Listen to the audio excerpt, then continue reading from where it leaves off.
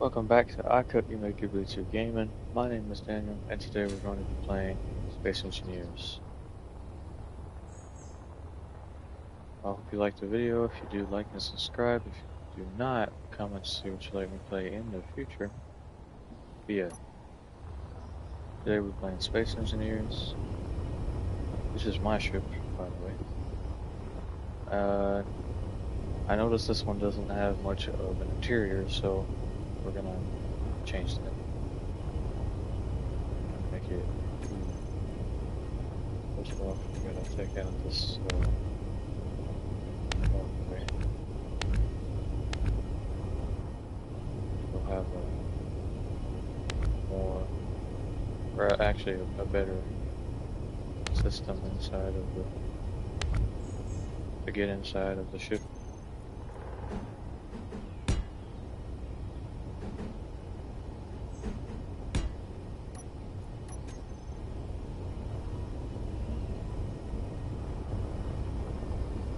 Alright, so basically what I'm trying to do is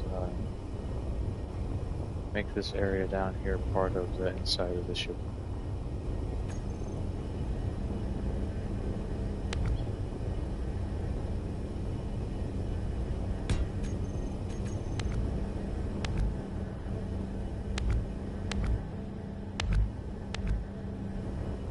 At the end of this, we're going to make them fight each other. So yeah, definitely stay tuned for that.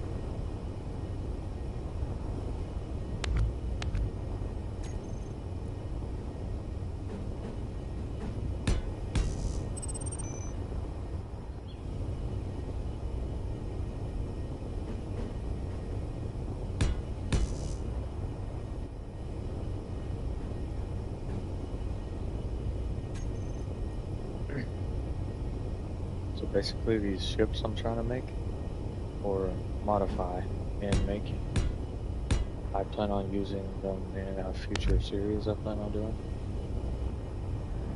It's going to be called Galaxy at War.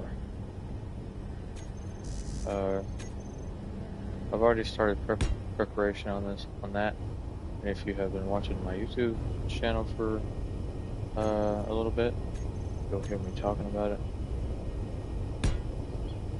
But yeah, I'm real dang excited to make that. I think you guys will like it a lot.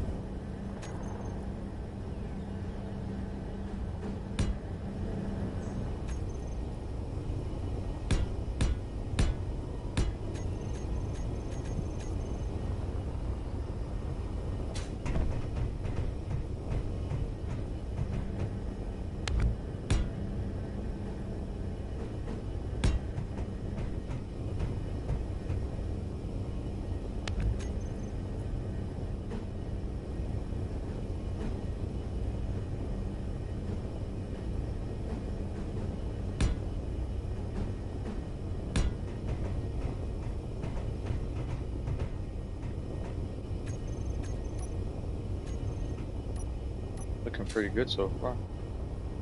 We have enclosed the bottom down here.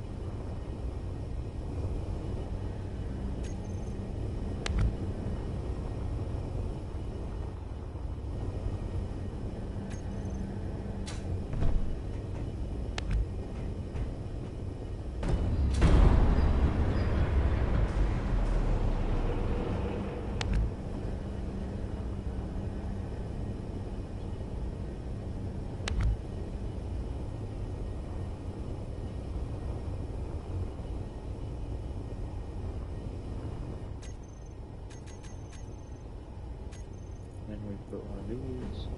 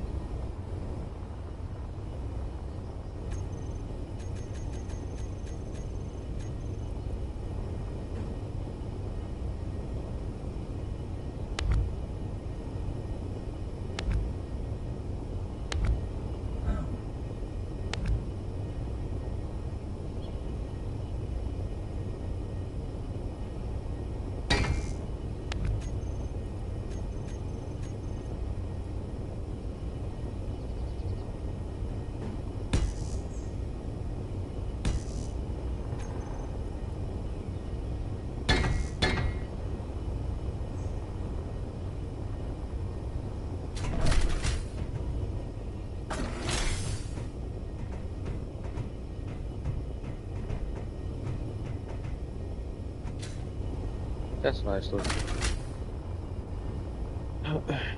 I put some windows over here, get some light through it.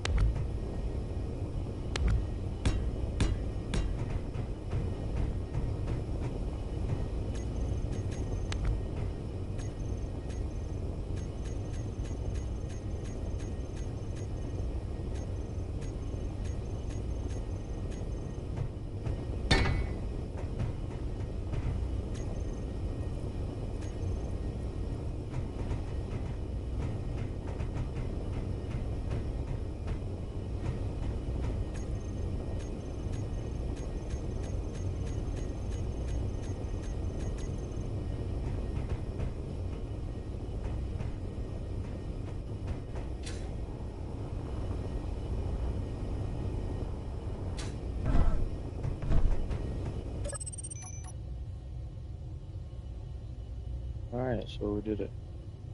We gave it a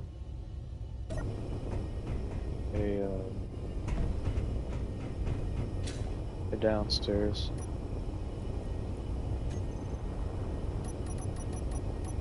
And look, almost.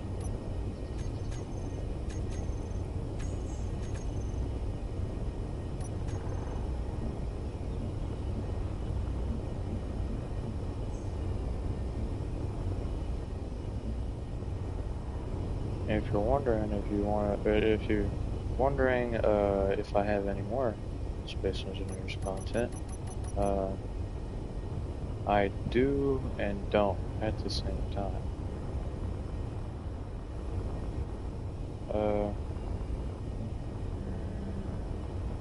So my other Space Engineers video, this is a live, but the other was a video. It was a proof of concept.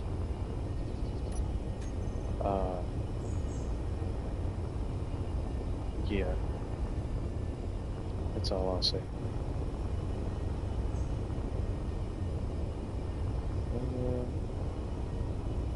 Alright, we gotta go inside the ship. This one, now we're doing is we're trying to get, like, inside the ship itself has a major flaw. It's reverse thrust. So if we can get inside of it and fix that problem, maybe it will perform better on the battlefield. So that's what we're doing right now.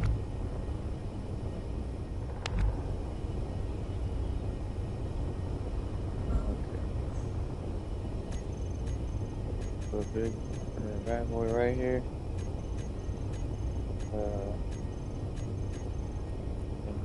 Patch it back up. Could be pretty good.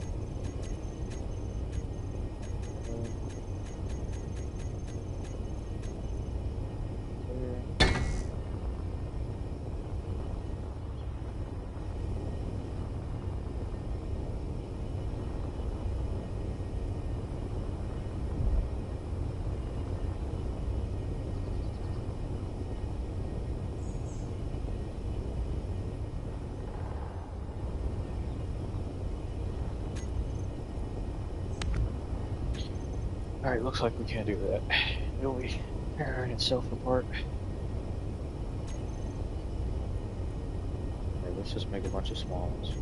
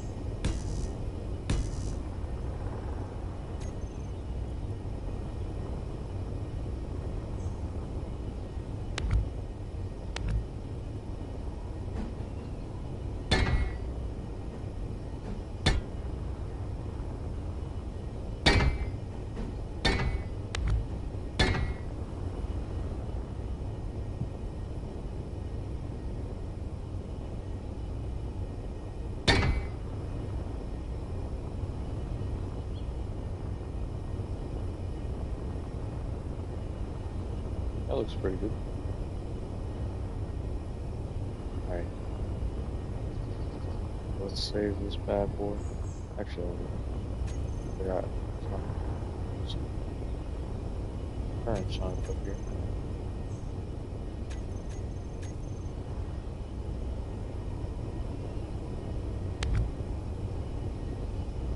We're gonna put my very own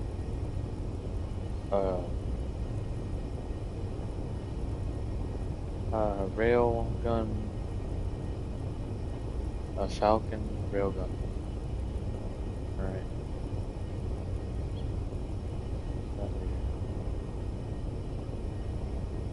Now this thing is very powerful and looks nice. I think its survivability will be around 1 shots, which in a battle that's pretty good.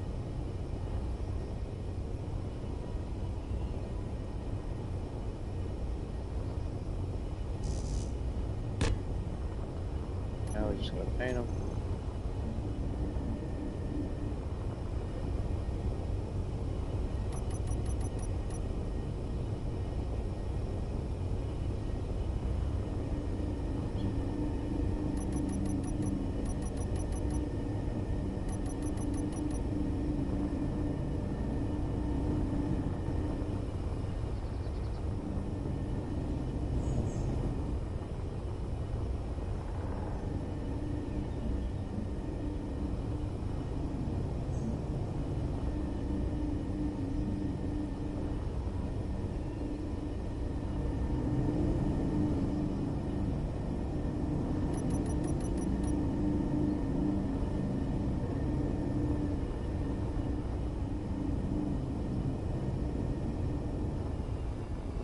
Alright.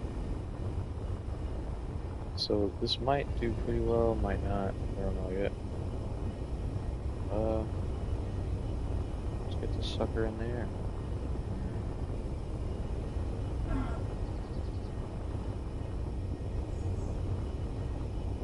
Alright, now it's combat testing. Now, this ship is really good. I nicknamed it Big Bertha because it used to be one of my bigger ships, and after a year later, I have learned how to build bigger and better ships. So that this thing right here will be fighting later on in the stream. This stream is going to be very short, or not very short, but I don't know.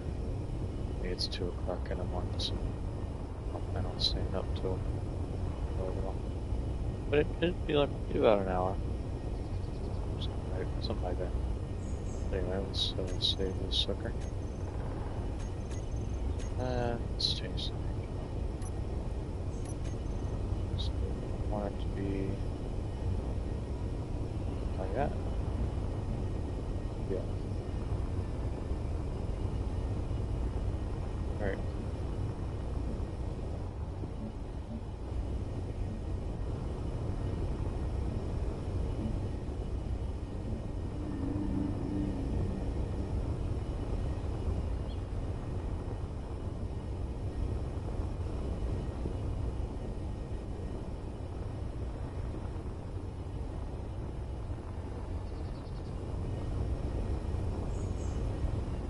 If you want to use this stuff yourself, it's on the workshop. Everything I make is on the workshop, actually.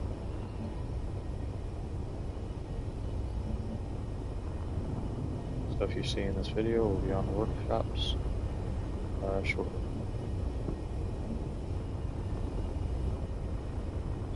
Pro tip: if you put your craft on the workshop, your build menu won't lag out your game.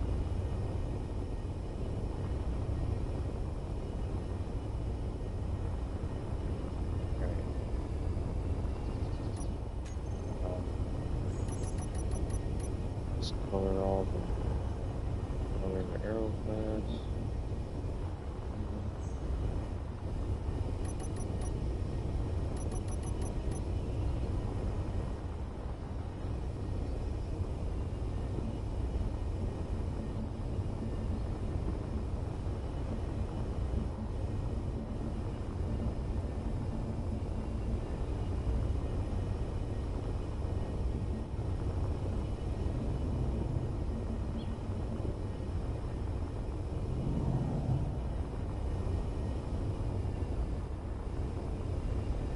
Alright, yeah, that was pretty nice.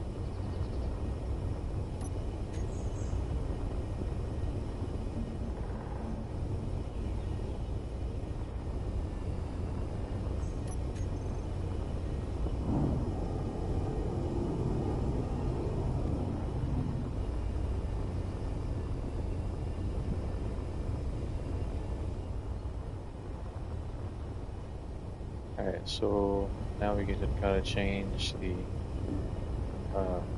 AI to on. We gotta change the antenna, Aeroclass 2.0. AI is on. Aeroclass 2.0. Okay. Top mounted camera. Okay. Aeroclass 2.0.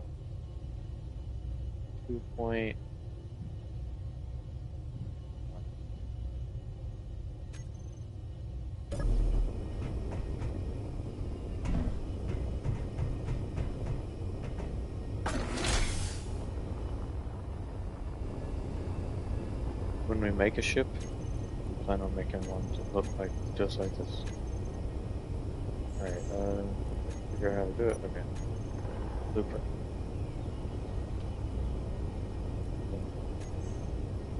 Name it Aeroclass 2.1.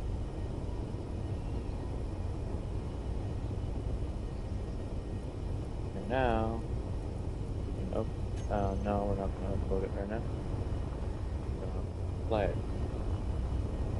Actually, no, we're not. We're gonna let it fly itself. So, and you know what would suck right now? If you guys couldn't hear me, because I have recently turned down my mic. Forgot why.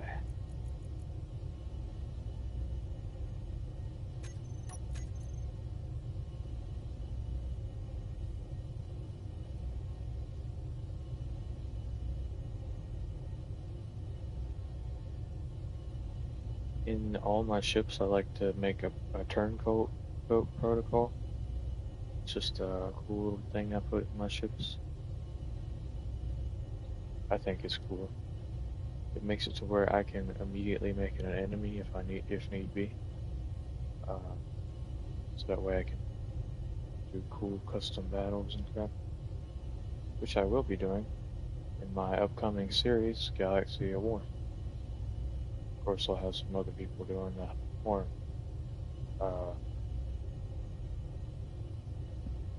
complex maneuvers.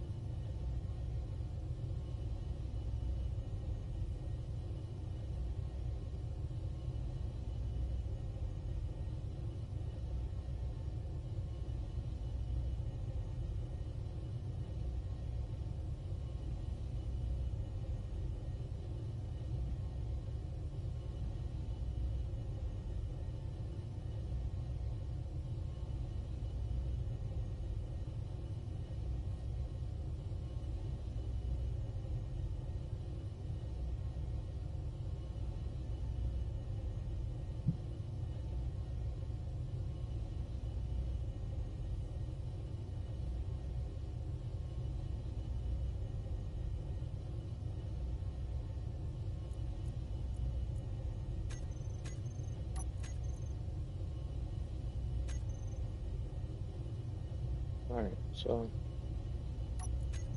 AI. We're gonna make the AI go all these points on a over.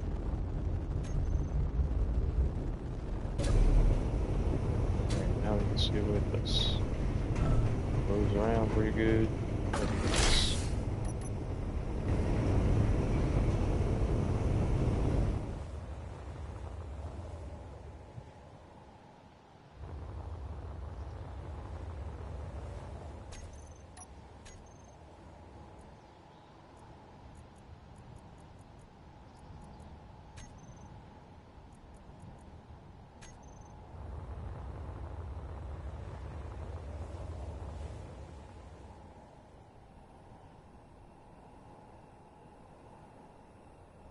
It's not good.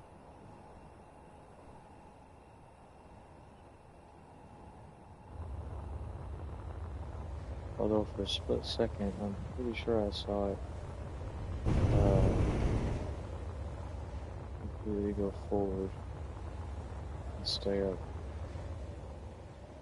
So mission success.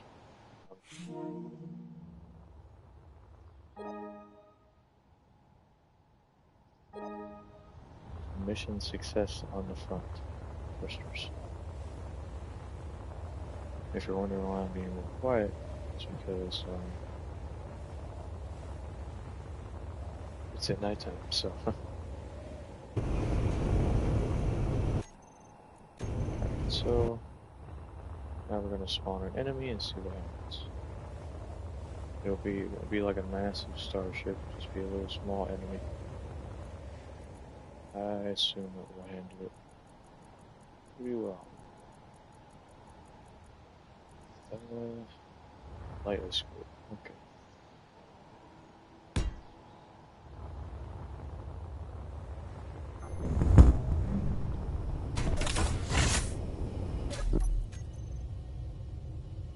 Turncoat.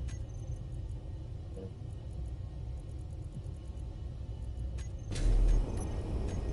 How's that an enemy? I am at war with non-combatant faction. So, okay, so the Arrow class has turned immediately to face the enemy.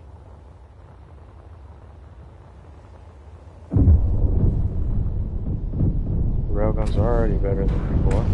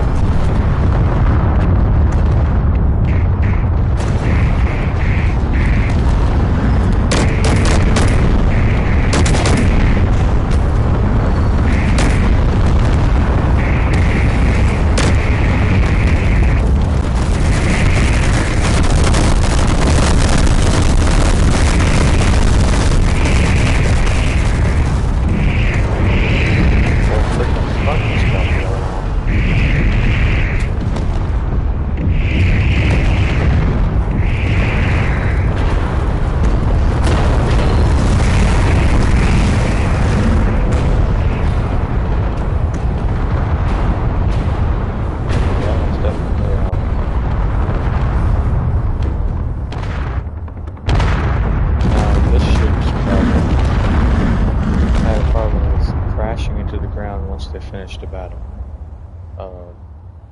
Let's see if they don't crash.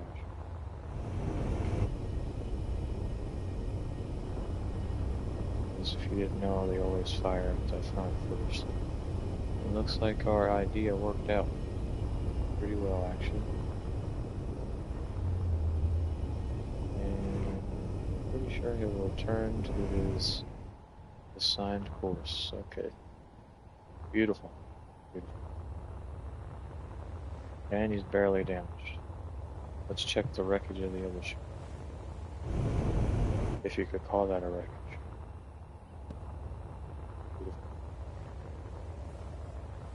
Beautiful. That... Alright, yeah. Pretty dang successful. What's this? If you think. Pretty dang successful. If I don't say so myself.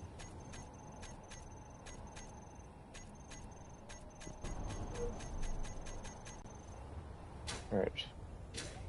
So we'll spawn it in again.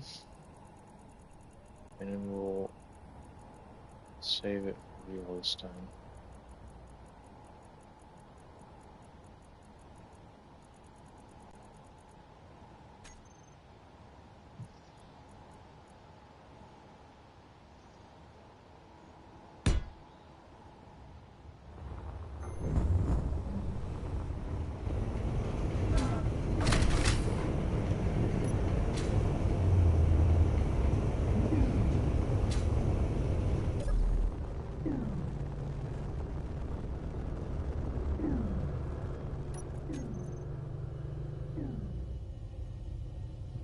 Alright, so we're going to turn task off and take all of the waypoints off of its GPS because we do not want to spawn it in, go for whatever route I told it to go.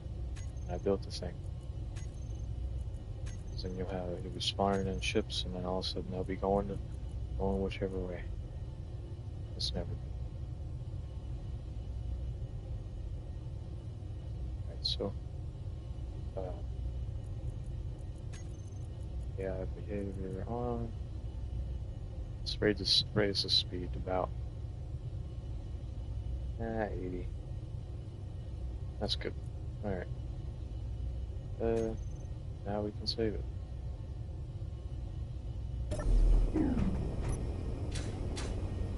Save it for real this time.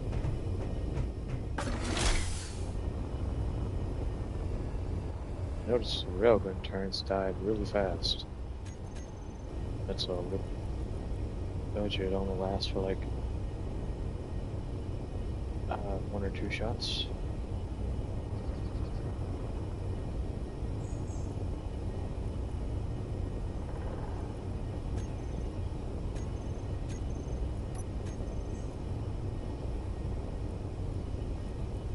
And we'll publish that on mod.io. So if you want to check out this ship for yourself, go ahead and check out that on the workshop on Space Engineers. And we can delete it.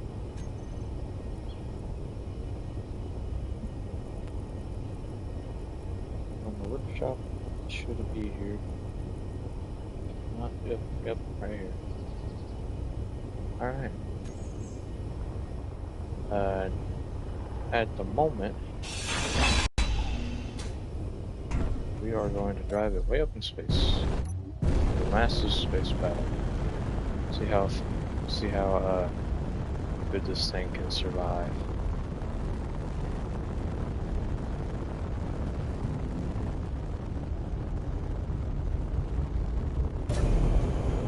And if you're wondering why I'm going so fast, it's because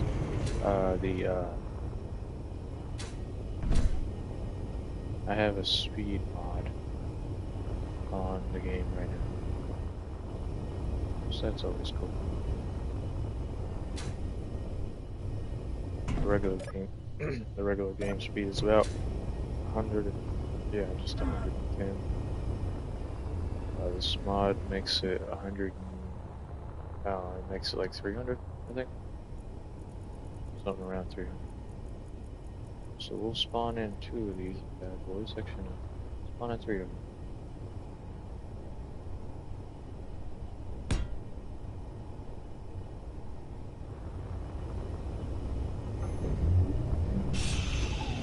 Did I turn off the AI and then save it? Okay, good. The saved or the blueprint version has AI on it.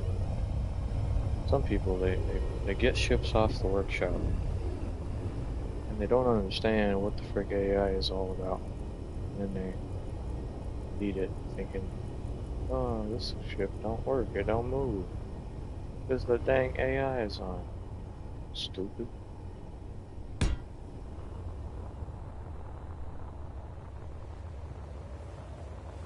And then on the opposite team, we'll put directly on the other side. Alright, on the opposite team, we will put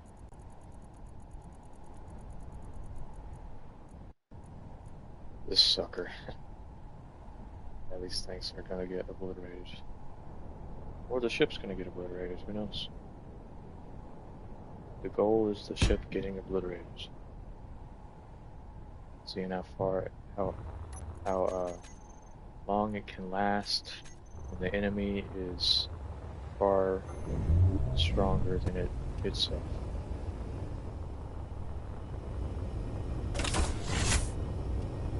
This ship will be in the Space Engineers series as well.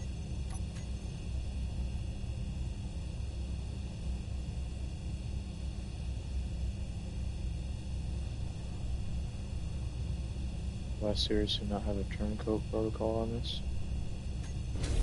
Alright, I'm not going through all that just to make him an enemy. I am going to make these guys enemies, and that will be the guy regular. Alright, so we're going to change these to non-combat. Non-combatant. The way you do it, right, is you make 2 factions on your world. Then you add an NPC with the admin menu to said faction. Then you make sure you declare peace with them. So when you leave a faction, they declare war. And then you want to get your 2 teams. Now, if you just started this game, I'd imagine you don't have much ships. The workshop has plenty of ships to choose from. You can always pick some of mine, but that's up to you. Anyway, you make your 2 teams, and you make this is the vital part, right? You have to figure out how to do AI. So watch the tutorial.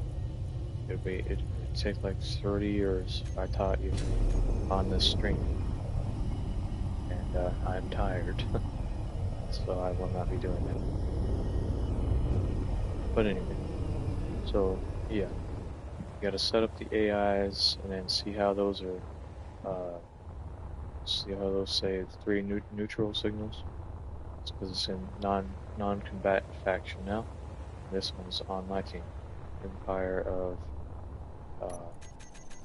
what's that one called? Empire of Arthur.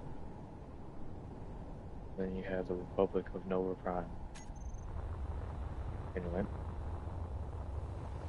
So, and then once you get everything set up correctly, just declare war. It'll take them a minute, but eventually they'll get up and go. Like that. Now I really, really hope the AI is enabled on my big ship, because if it's not, that's gonna suck. I'm gonna go check. Yeah, I'm gonna go check real quick.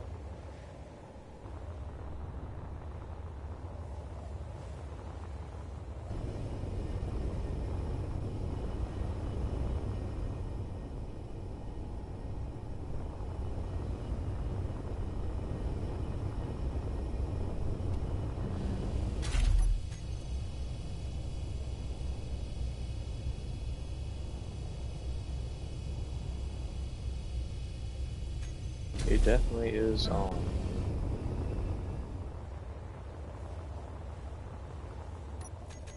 Alright. Back to declaring war.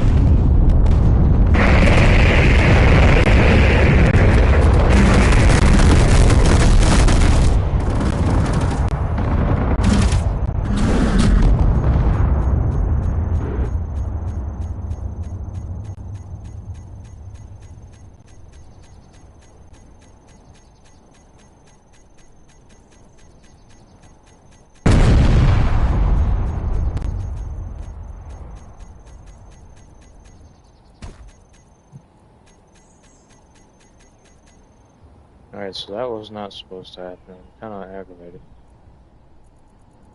So I'm gonna reset that up.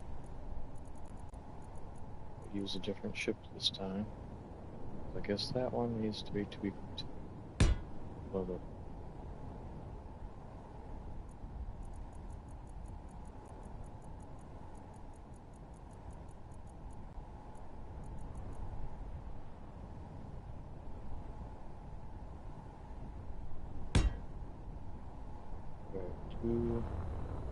Let's just go all out. We go all out on this one. And if the stream ends abruptly mid-battle, you'll know that the game crapped itself and died.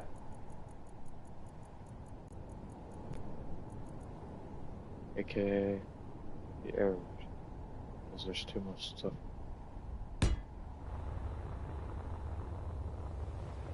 Alright, so you have 3 of my new ship with a modified version of the Arrow class. We have the new combat class. This one is a really cool one. I took a lot of time building, so you better like it. I'll sneak into your house at night. No, I'm just joking, but yeah.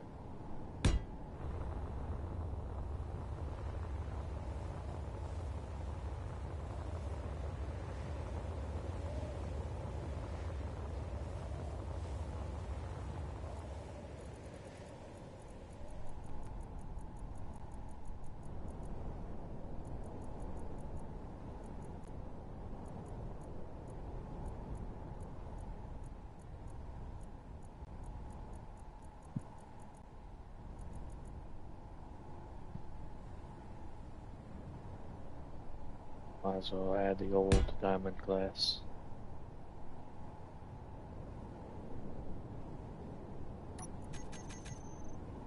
I used to be a big ship. Now it's small as can be. Okay. Let's see it. Yeah, this one right here. I literally chopped off the top of one of those Star Destroyers on the workshop and plopped it on this frame and called it a day.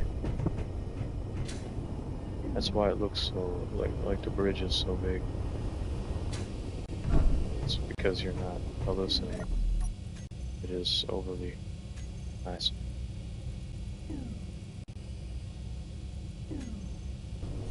Right.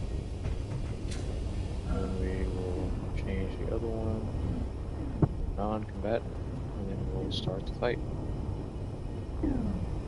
Now these,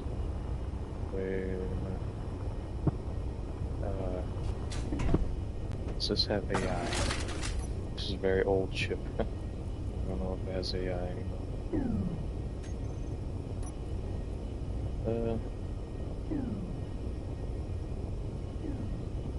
Yes it does. Is it on? Yes it is. Alright, it should work. If it doesn't, I don't know, it's supposed to die real fast. Okay, next ship.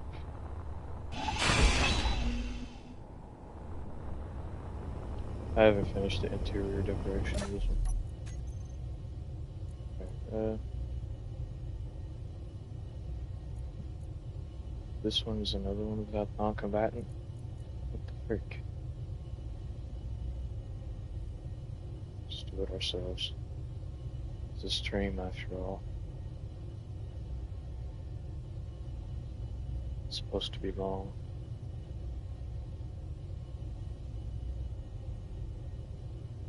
I like this game. I really want to make videos on it. And there's 2 paths I can go down, which I plan on going back down both of them. There's a story-driven Space Engineers cinematic series I can make. That will be pretty cool, because I know other people has done it, and they have got thousands of subscribers, in views and crap. and there is the build and battle videos that I can make. That will be pretty entertaining as well. Somebody done that, and they're pretty successful. They got extra 100. They got hundreds of views. It'd be a build and then battle, although in video format, not on the live we'll build it, right? But on the video we'll showcase it and then battle it. A massive battle like this, I think that'd work out pretty well.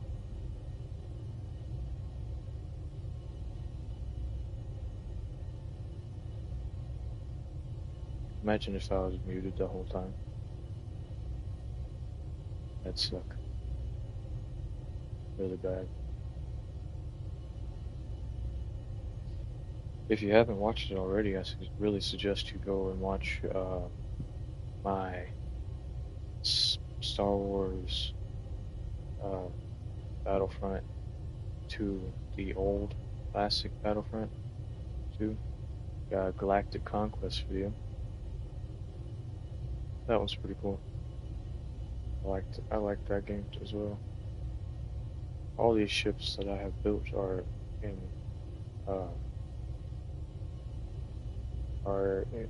inspiration with Star Wars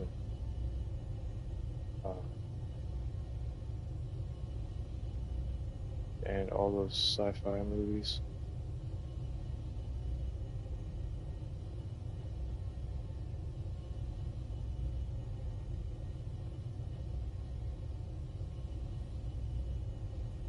Yeah, my Galaxy of War series will be more masculine.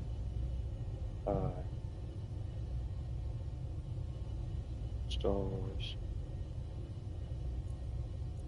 with unique stories. I'll try to make them unique. I don't know how successful I'll do on that one. If they ain't unique, that suck.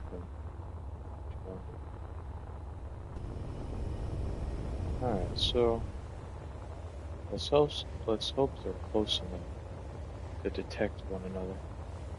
Because if they're not, it's really aggravating.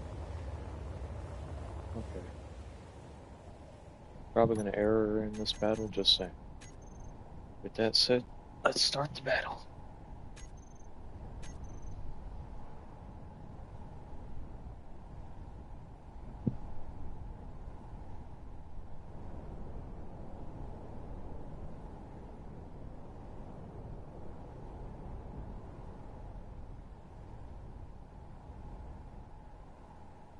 One of them's moving. Alright, we got movement. That means they can detect each other. Nice.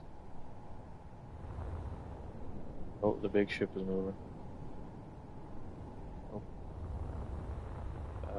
What do we call the teams? The opposite team is moving. The Arrow class team is also moving, but not together for some reason.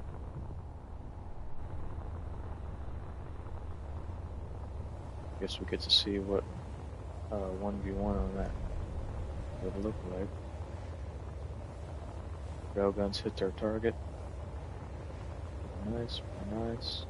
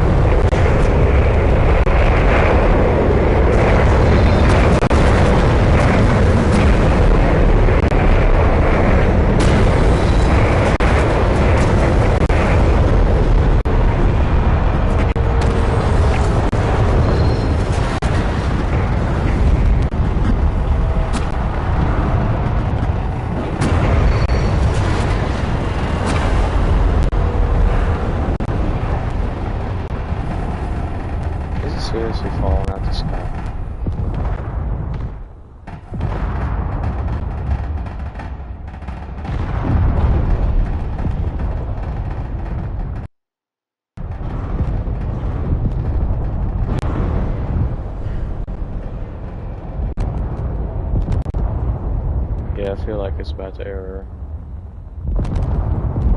Sorry about the lag.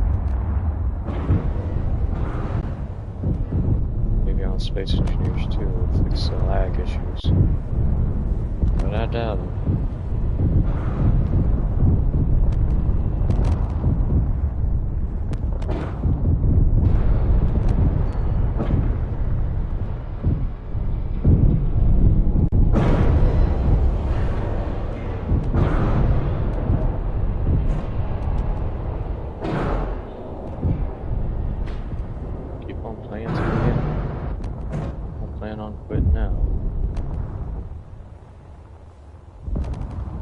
Looks like the Aero class right there is getting shot.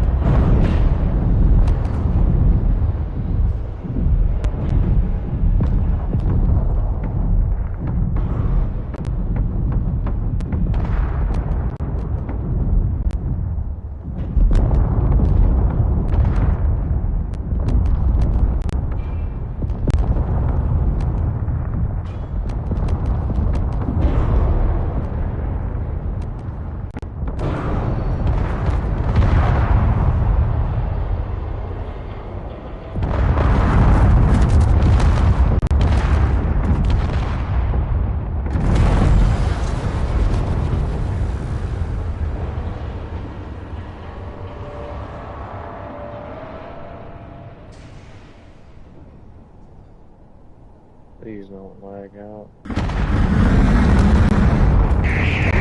Alright, hopefully that will help with the frame rate issues.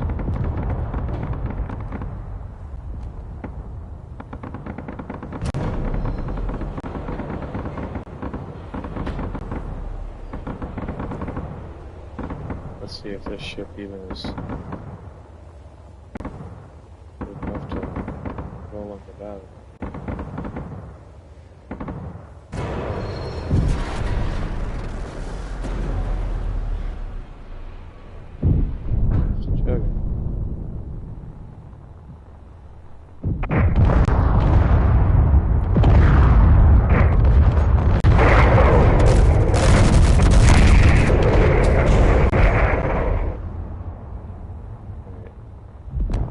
That will help with frame rate issues. Seemed to help a lot.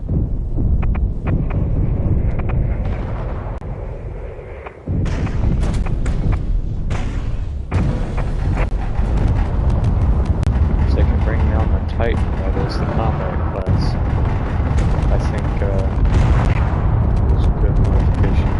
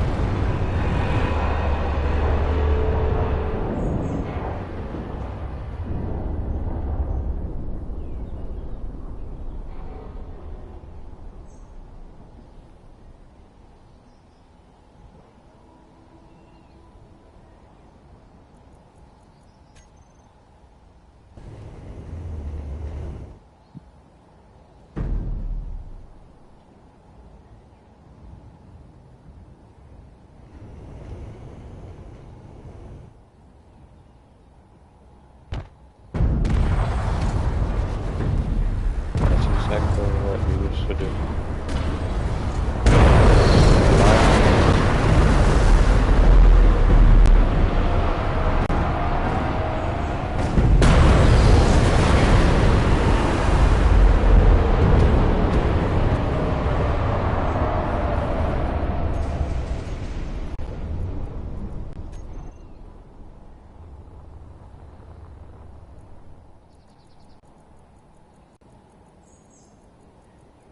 Let's add a freshman.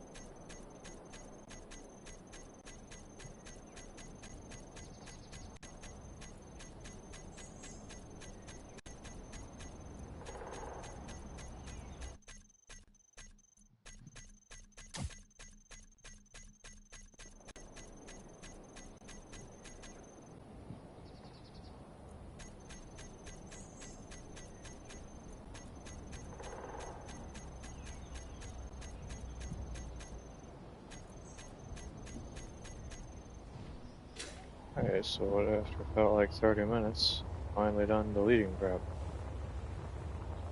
Alright, so, guess you can't fix stupid, right? it'll crash into the ground. I mean, if I raise the height that it stays on, it will fix it. But I don't know. I'll probably have to do that later. Right now, we're gonna build a frame of a ship as much as I possibly can before I get too tired. Go to bed. And in the next stream, we will continue building this ship, and yeah, it'll be like a little project. Because I have to build ships for my Galaxy at War series. And after seeing all that lag, I'm regretting debating whether or not to do it on Space Engineers 1 or Space Engineers 2. Therefore, I might wait till Space Engineers 2 come out. Don't know yet. Don't know at all.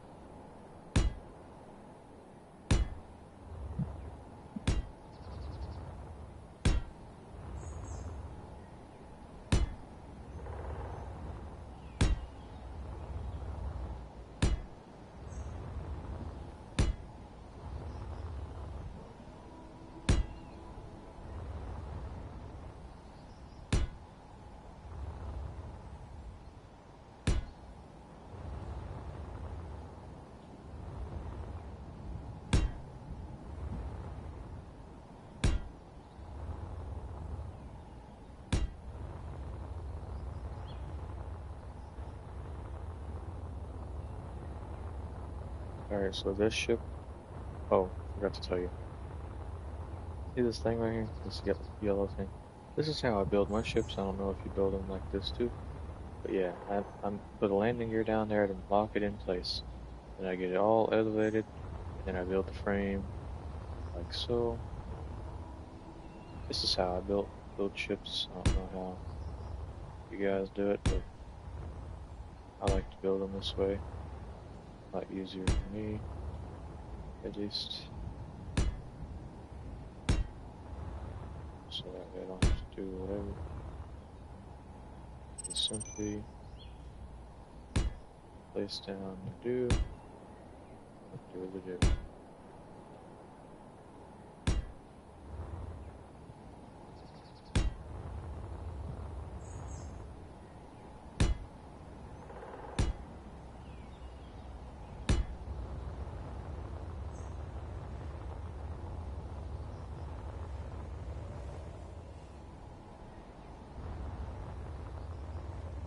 Yeah, I don't know if that's gonna come out looking pretty good.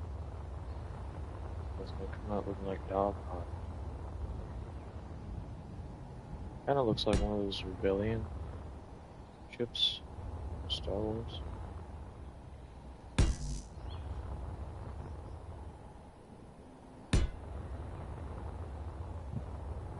These bracers or if we want to make any adjustments to the overall frame of the build.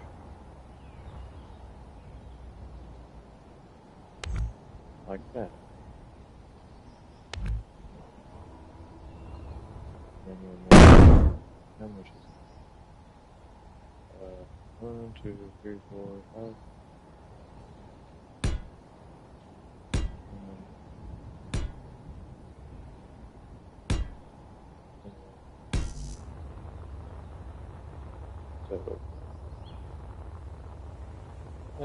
Looks a little bit better. Yeah. A little bit better. Alright, what to name it. I'll worry about naming it when I'm done. Alright.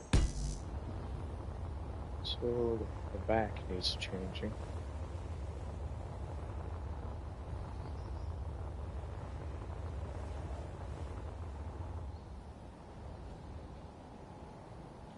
Maybe if we keep going with it, like that.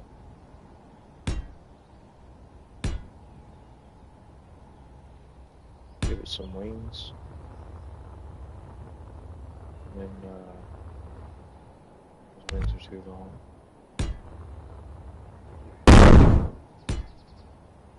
So right there is 5.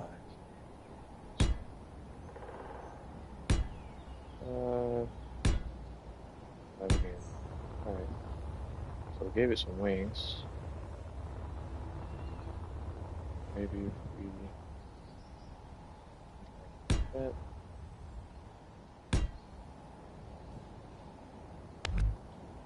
And we cut off that.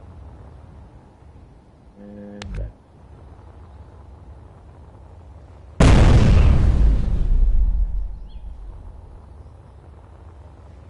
That looks pretty good, but now this looks stupid.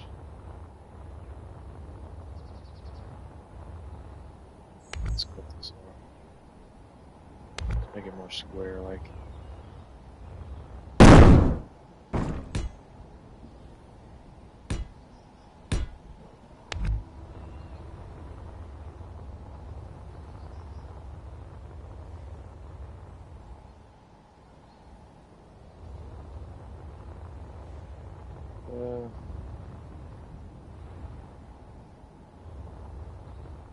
Let's make it go out a little bit more.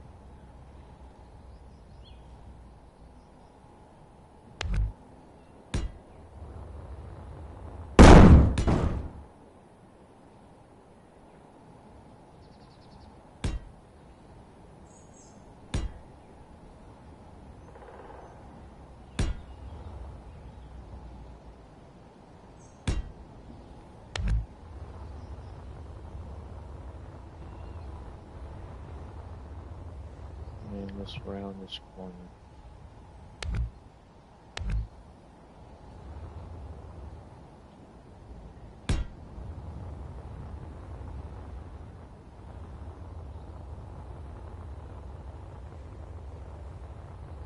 Oh no, I think we have a solid ship shape.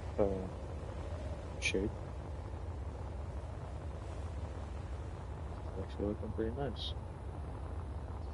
I'm just gonna say it out in the beginning. I suck at building bridges. Like the man bridge and crap. I suck at building those, so don't expect anything pretty. Unless we're gonna be sitting here for like 30 hours. Alright, so now I think we can make this about 3 tall. So 3 tall.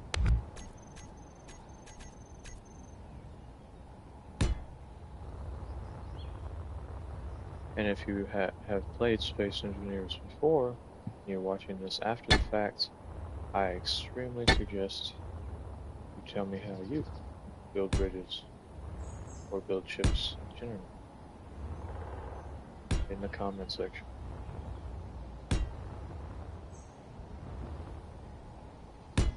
So that would always be appreciated. I'm self-taught when it comes to building this game. And building a ship is very complicated for some.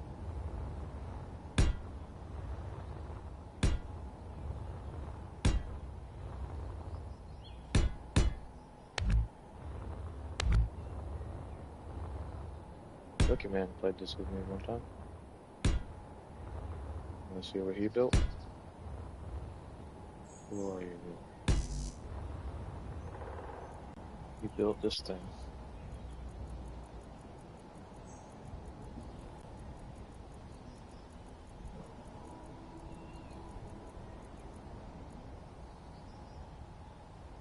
Oh, that's not what he built. Built this Hope I still have it.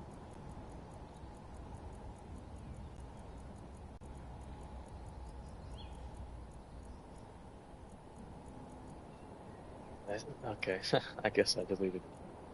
Anyway, uh, Ghost Cutter, you recently built this ship.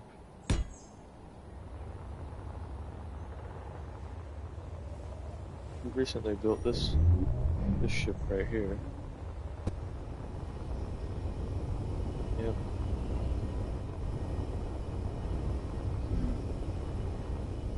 This is a lesser version of the one he had because I haven't saved it, or I didn't save it. I forgot to. But he was still working on it, giving it paint job and crap. But yeah, this is his ship.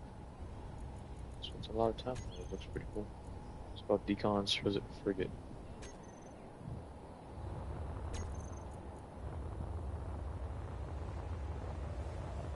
Anyway, back to building.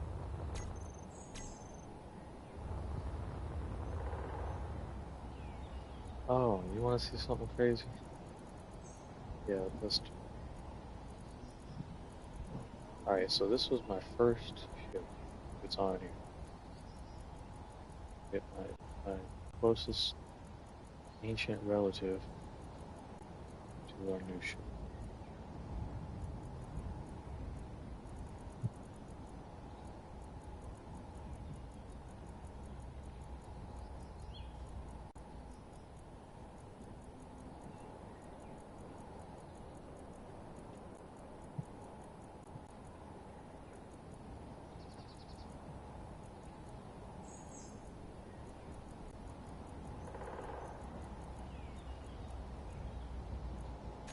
I guess never mind. Oh, yeah. God. A long time ago, all my blueprints got corrupted because power went out on my PlayStation. So my other blueprints were gone. Just have my newer ones. Anyway, I'll give you like a brief of what it looked like. It's just a small tube-like shape with a bunch of ion engines on it, which is the crappiest one you can possibly do. But if you plop them on a ship, they just work, so they were the easiest. Anyway, I think we'll give it one more block. Lights. But anyway, yeah. So just imagine that with like a porcupine full of guns, and it did not stay still. It had major balancing problems. So you spawn it in, it would drift off to the sides. It would crash into a mountain. That was like a year or two ago. I've been building on and off ships whenever I get that Space Engineers scrap or itch. Build a ship. I plan on doing a Galaxy of War series. It's gonna be pretty freaking awesome. So I had recently went out west, and I was in the mood to play some Space Engineers, but I didn't have my PlayStation. I only had my Portal, and my Wi-Fi went out. So basically, I thought up this massive storyline to go with my Space Engineers cinematic series, and it went. I don't really remember it all that well, but it went pretty good. It was like a really good story and everything.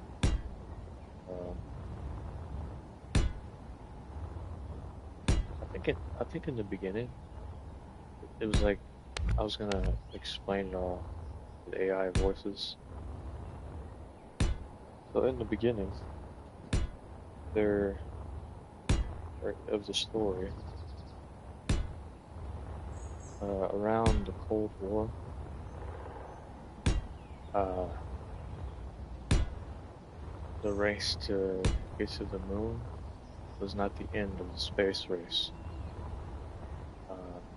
In my cinematic, or yeah, in my story, the space race went on like everyday life, all the way up to like 300,000s, 3,000s, and then you had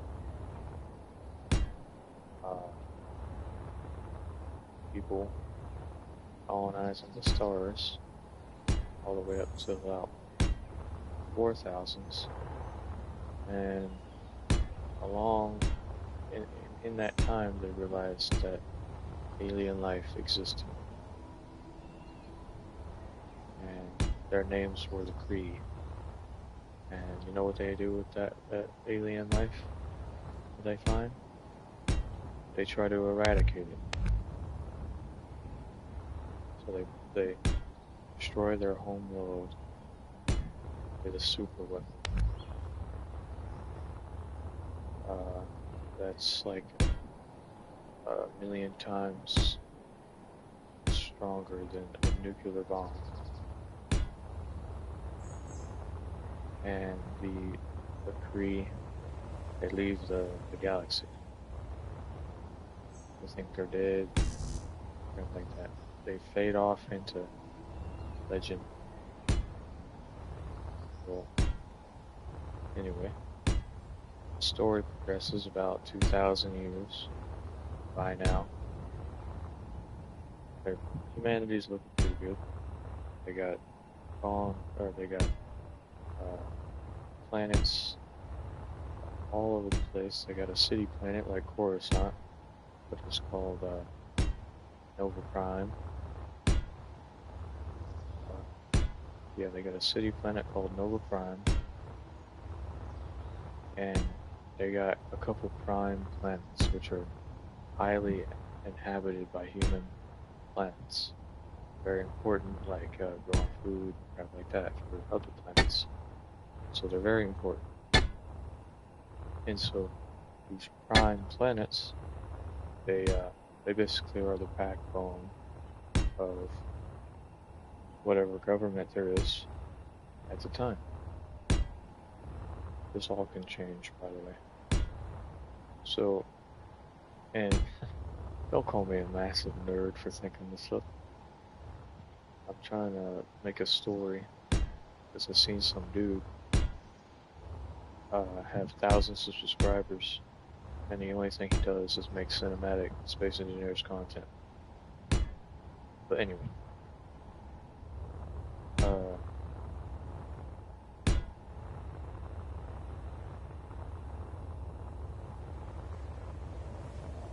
but yeah, I just explained prime planets. So basically, in this universe, the space race resulted in the Soviet Union being turned into the Soviet Federation of planets around in the 3000s, and then it would dissolve after a massive war that basically made it to where human rights got put on hold for an extended period of time, and pretty much would not come back because of rationing, like a famine and crap like that. So, yeah, and then so human rights got paused. So that's the beginning of the fall of human rights. So after the Soviet Federation fell, the Republic of the Earth, all these names are going to change. It's the Republic of Earth.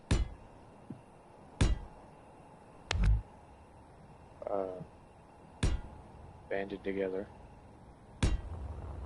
or actually all the countries of Earth banded together into one republic called the Republic of Earth. And this republic also controlled many planets in the 3000s. Let's fast forward to the event that is very important to the story, which is the 4000s. Now, in the 4000s, a very important disease comes, or thing drifts into the solar system that is like karma for what they did to the Kree. So basically, the Kree, they had fled the system, or they had fled the galaxy. They were in a whole other galaxy in the Republic of Earth that had destroyed their homeworld. So all that happened to them. So they you could say it lightly that they had a grudge against humans. So they had regathered their technology. They had regathered their forces, and they were now technologically superior than Earth, because they had their genes are like they have smarter brains. They have a higher intellect than humans do. So they can progress technology a lot faster. And they want vengeance, and vengeance is a good motivator. But anyway, so they sent the Spore ship, these hundreds of Spore ships to Republic of Earth controlled systems. And these Spore ships had a infection on them that spread to plants. Or no, it spread to no, it wasn't an infection.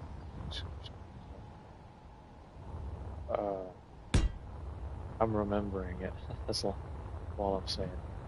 But they had an infection. Or no, not an infection. They had it was a spore ship full of eggs. And these eggs hatched starship troopers like spiders, and swept through the entire galaxy. These things were ruthless. They would literally take whole planets by surprise, killing everybody. So the Republic in the year 4000 decided to make these large giant structures that I'm still thinking of the names, so we'll call them Humanity Towers. So the Republic of Earth, after millions and millions and trillions dead, or no, yeah, a couple trillion dead, they decided to build these Humanity Towers on prime planets and a few others that were militarily significant. And these Humanity Towers housed many thousand, or like a million per planet, or no, yeah, a million per Humanity Tower. So the government basically built safe havens, like Fallout's vaults, on their planets. And these Humanity Towers made it to where the spiders could get, or not spiders, but the starship troopers like animals. And so after that happened, human rights went down again. There were rationing, or there were rations people had to keep up with because no one was in the fields anymore, and a large amount of grain and stuff got taken over. Certain parts of the planets were no-go zones because you would get eaten by starship troopers like spider things, which I have yet to call a name. So back to alright. So we're in. So it goes like this, right? Actually, why did I say that? I was already telling us. Anyway, so yeah, after the spiders, right? So yeah, the people made humanity terrorists. They lived on it. Now let's fast forward to the year 8000, and people are pretty fed up with like no human rights and all that. And oh, I forgot to say. All right, so when the spores came that released the starship troopers like spiders, it also came with a disease that was supposed to wipe out all humanity. That's where the Trillians died from. It all died from the spiders. It died from the disease that came with the ships as well. These diseases were so undetected at first that people didn't even know that was a thing. Then a year passes, actually a couple years passes, start getting sick, and turns out they had a disease for almost a couple years, and they didn't even know about it. So basically the Kree sent over the spiders and the disease as revenge. They're softening up their forces before they came.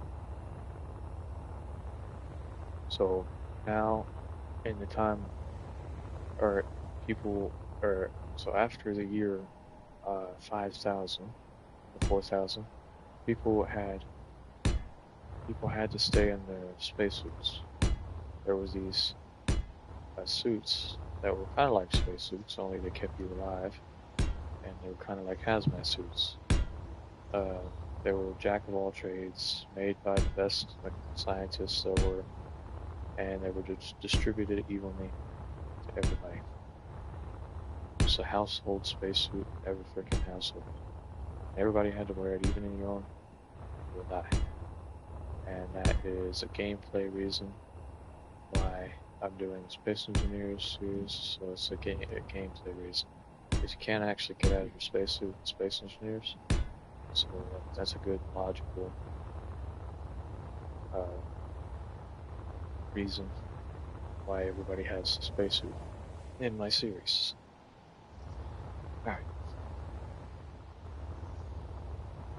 So let's continue on with the story to the Kree invasion. So there's an invasion of the Kree, which I had explained earlier. And they come to the galaxy with living ships. The ships that are living. And they are extremely strong and extremely intelligent. And they're extremely strong because of the radiation super weapon that destroyed their homeworld almost thousands of years ago. So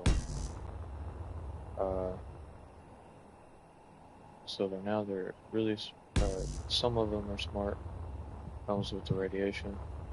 Some of them are smart, some of them not smart. some of them are actually dumb. It's radiation. They got dumbed down. But anyway, so some of them got raised with good genes, smarts, and stuff like that. Strengths. Some of them got strengths, but they're dumb. And most of them are dumb. The only smart ones are leaders. There's only like a couple thousand leaders in millions of troops. Anyway, so the Kree invades the galaxy, and the Republic of Earth has a large fleet, but they're not as strong as the Kree. So, and the Kree has less ships than the Republic of Earth, but they have, but they're strong. Let me change to daytime.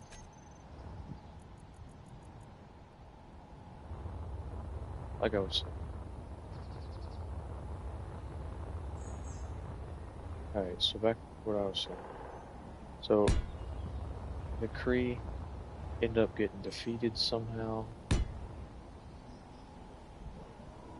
by heroic people of the Republic.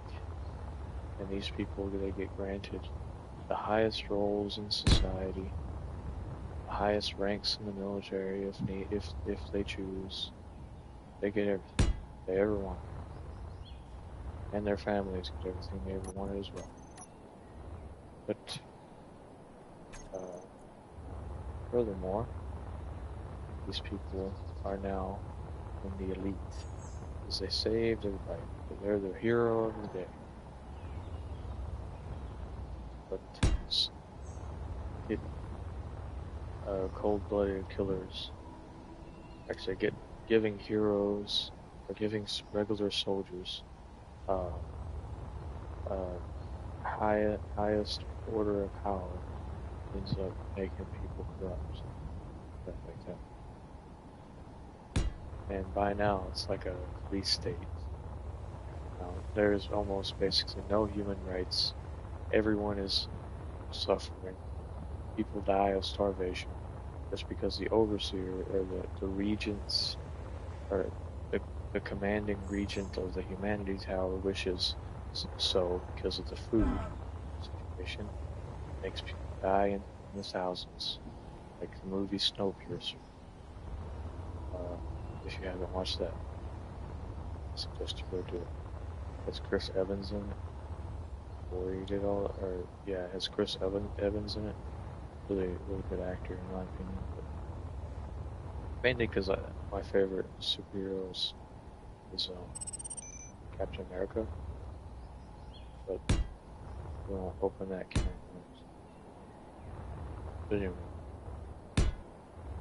so we have what was I talking about? Yeah, okay. So we have alright, so the Kree War. So Republic of Earth, they defeat it. They defeat the Kree after another trillions of people die.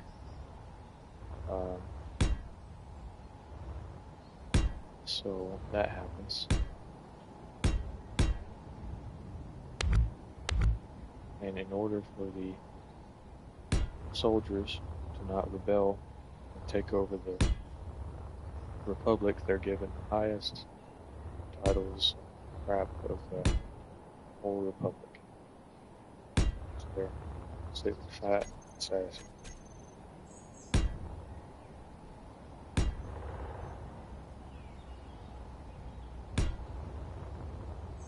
Alright, our ship is looking freaking epic. I don't know if you guys have noticed that. I don't know if you can watch those. Anyway. So back to what I was saying. So people got the highest roles in society. And corruption runs rampant as if you put someone that doesn't understand the job and as like mayor or something. So there's basically no control over anything. The regents control their humanity towers, which now there's like warlords. Atrocities are committed. It's a generally bad time to be alive in the Republic. And like Rome, it's about to fall. Therefore, the good heroes, the good people of the First Kree War, they decide to group up with a man calling himself Arthur.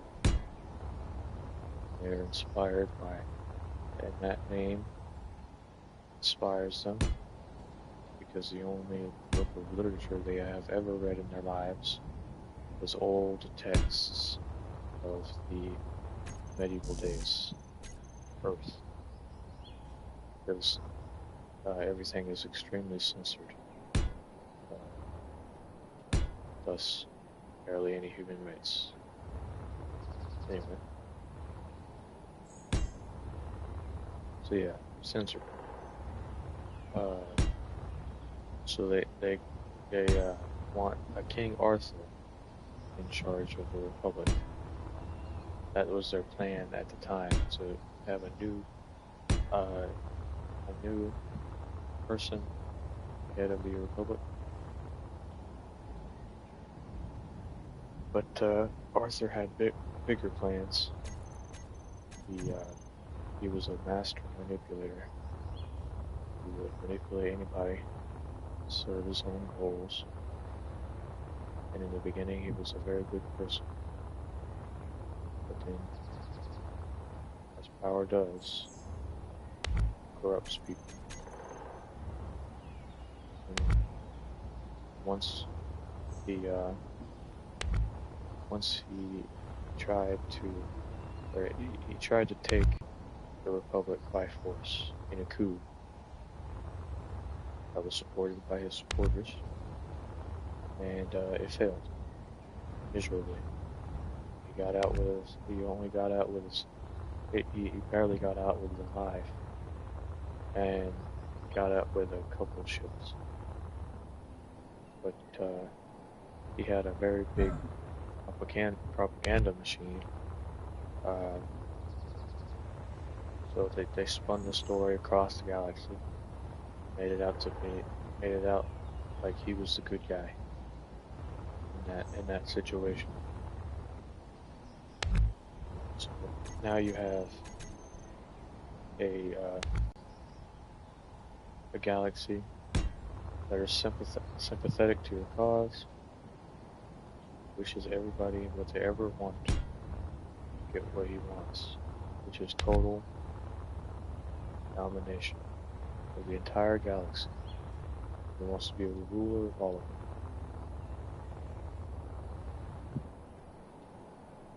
So, in order to complete his goals, he's realized he's learned from his coup attempt that he will not get his what he wants from doing a coup. So he decides he wants to take it by force, military action. So he gathers up all his supporters and creates this massive coalition of planets called the Arthur's Coalition of Planets. The name will change in the future. You got Arthur's Coalition of Planets.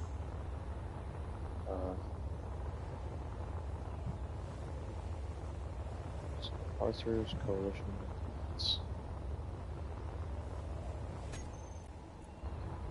And this is where the rebellion comes to play. Now, not everyone's like Arthur. There are some good guys in the galaxy that is dark, evil, corrupted, and twisted. There are some good people. For example, Captain Rico, which I think I'll change the name of that character. He is one of the good people in the galaxy. He doesn't like corruption. He thinks the Stain once was a great republic. He doesn't like how the Kree was killed. But he wasn't alive when that happened. The events of the first rebellion was around the year 10,000. Everybody, yeah. But in this story, everybody had perfect libraries. Everybody knew everything about what happened in their past. But anyway. So there's good people like Rico. But he cared about his men. He was a soldier.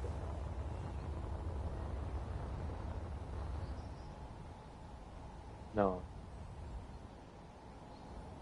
The Kree War happened around 8,000. Right? 8,000 AD.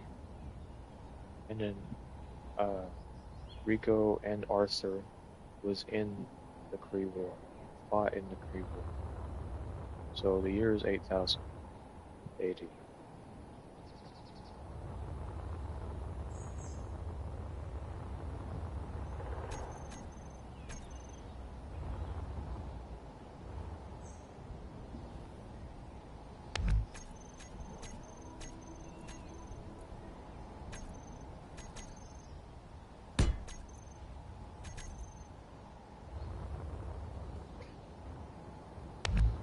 The year is 8,000 AD, and Arthur and Rico, they fought back the Kree invasion after a trillion of soldiers dead carelessly. Rico wanted to protect his soldiers in the war, so in order to do that, he unfortunately had to steal some food. His intentions was give his soldiers what they never had. Someone who cared about their whole situation. So Rico got caught stealing for his unit, which he was captain of, and he got sentenced for stealing food while there was a famine.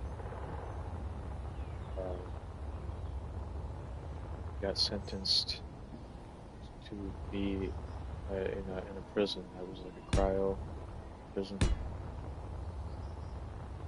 So yeah, now Rico's in prison during the events of the war, so he doesn't get any of these benefits that I was talking about, like the highest, like Arthur does. Arthur becomes a freaking councilman. Arthur becomes a senator in the Senate of the Republic. And of course, the Republic's leader is called Chancellor. And the Chancellor is called Chancellor Valorum. Right after the war. So you got Chancellor Valorum, and after the botched coup attempt by Arthur, Chancellor Valorum declares Arthur as an outlaw. If anyone was caught helping him, they will also be declared an outlaw, and all their lands would be seized. Their titles would be rejected. So all Arthur's diehard supporters end up becoming outlaws as well. Arthur combats this theory with a statement of his own, the creation of the Coalition of Planets, which is a direct insult of rebellion against the Republic. So the Republic supporters, they try to fight the first rebellion, and they end up succeeding. They take over the Republic. Now the Republic, its head is Arthur. Crowns himself Emperor of the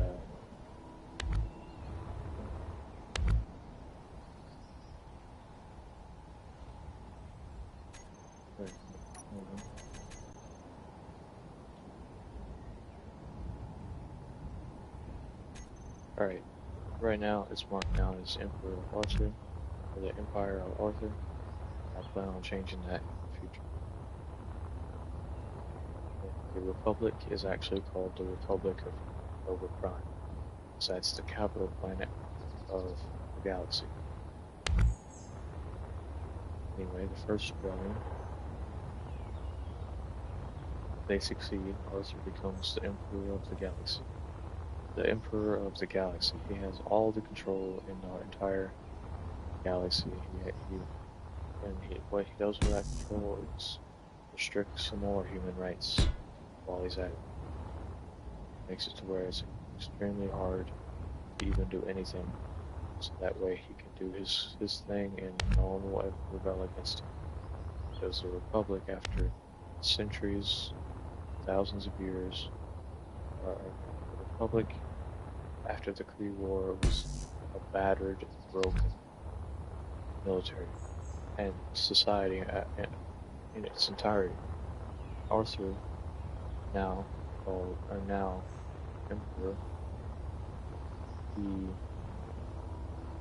he brings back the army, or the military, with his reforms. He rules his empire with a brutal but effective iron fist. People, they more or less say things like his methods might be flawed, but he gets the job done. That's basically what his that's what people think of him. Of course, not everybody think that. Most people do. So that's what people think of him at that moment. So let me go back to that. Rico gets put in a cryo prison, right? And somehow, some way, around the end of the first rebellion, Rico is being transported to another prison, because the prison planet he was on got captured by the Coalition of Planets. So, on the way to a new prison planet, when you're in cryo prison, you don't age at all. But you feel, you're in cryo sleep. You don't go to sleep. You're conscious the entire time.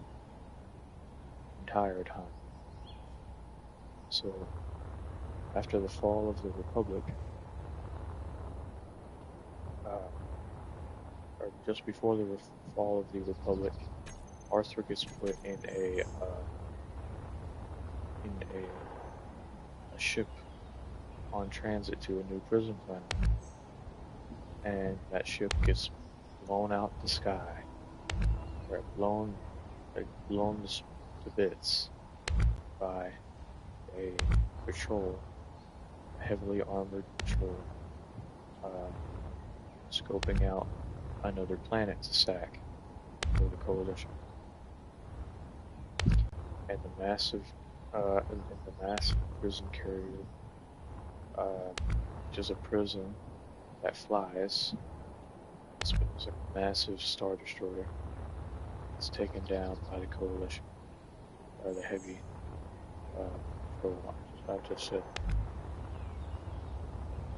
And so,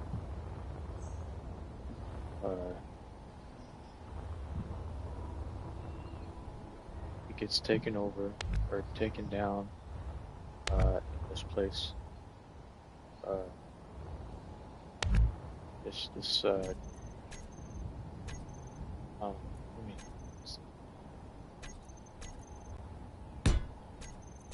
Alright, so it gets taken over.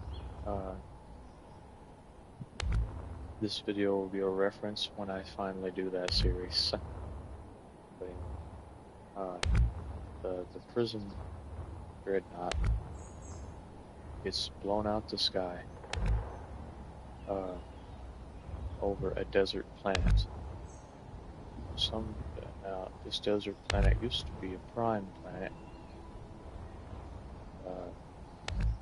but now it is a shell of its former self, filled with spice raiders and all that other juicy stuff.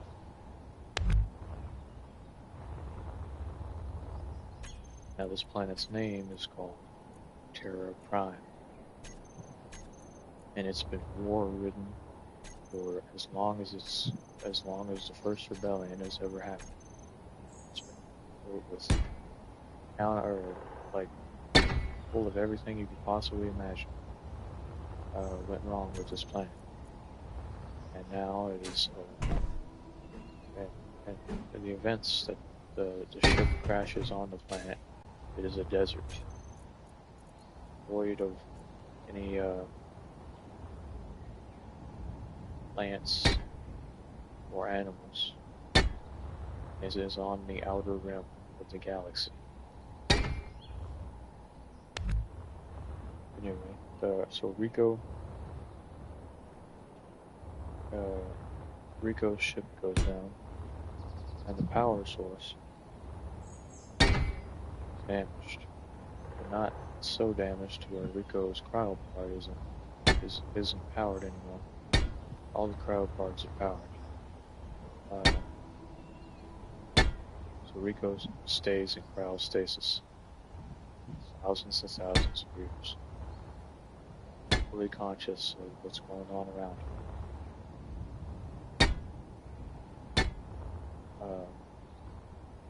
He almost dies in wait, I haven't got to that part yet. But yeah, that's where Rico went. So in the events of that's basically the explanation of where Rico went when I make the next videos that I make. So now Rico is gone in cryostasis, and he's not going to be in the series. Wow. So now we have the rebellions against the Empire. They all fail, but they look spectacular. Stories behind them, well written, AI voices. It's going to be amazing. It's going to be a story about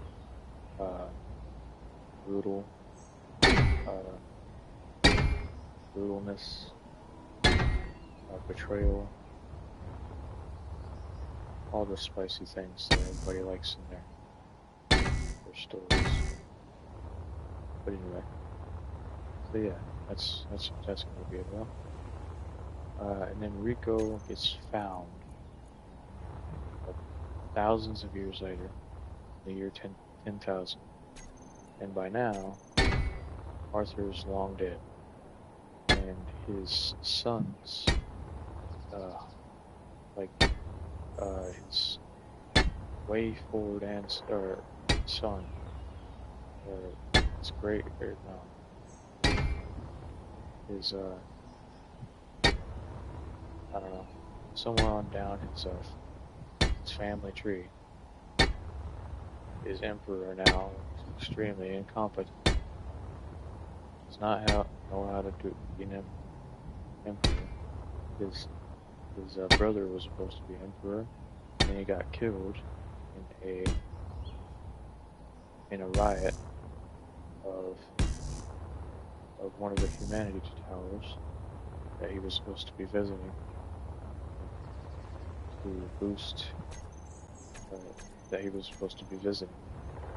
He got killed in a riot there, and that Humanity Tower was leveled, blown out the freaking water by the Imperial fleet.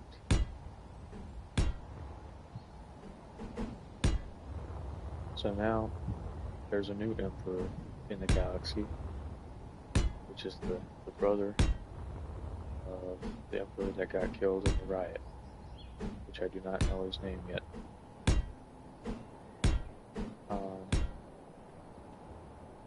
And he was never taught to be the emperor. He had no preparation whatsoever. So obviously he did a poor job.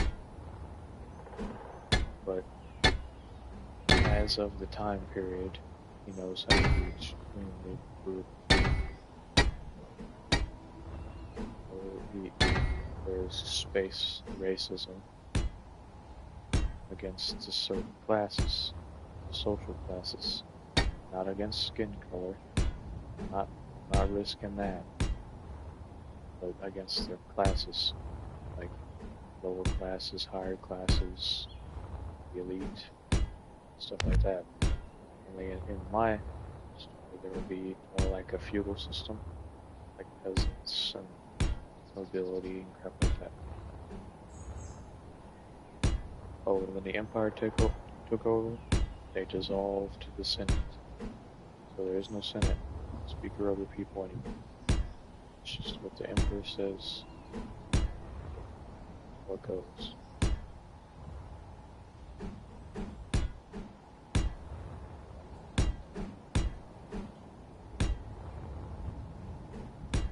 And I won't lore dump all this on you when I actually make the series. They'll be said when needed to be said. Like when it's felt that it needs to be said, I'll put it in the story somewhere. It won't be all in one episode. It'll be over many seasons.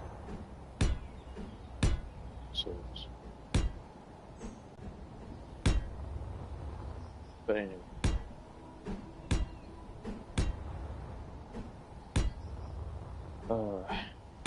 Oh, Rico gets found. No, I haven't got to that part yet. Oh, I already told you about the failed revolution. So yeah, I am at that part. Rico gets found. And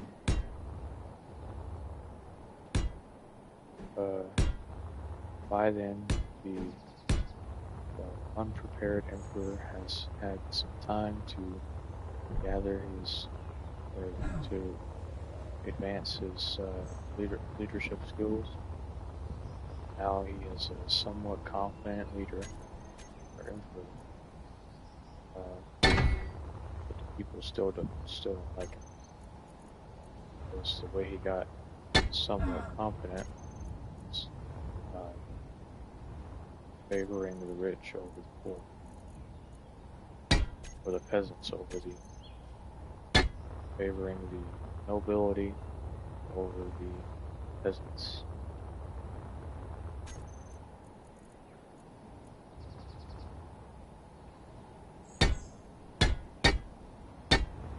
If I stop talking for a minute or two, it's because my voice hurts too bad.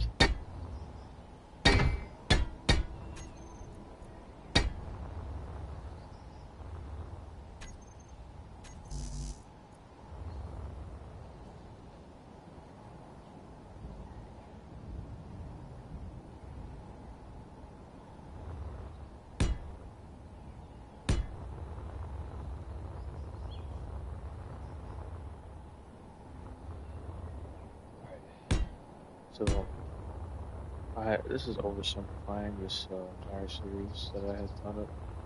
So, so I think there'll be a lot more in-game stuff that I will think of and write down when need be. Do one episode at a time. But anyway,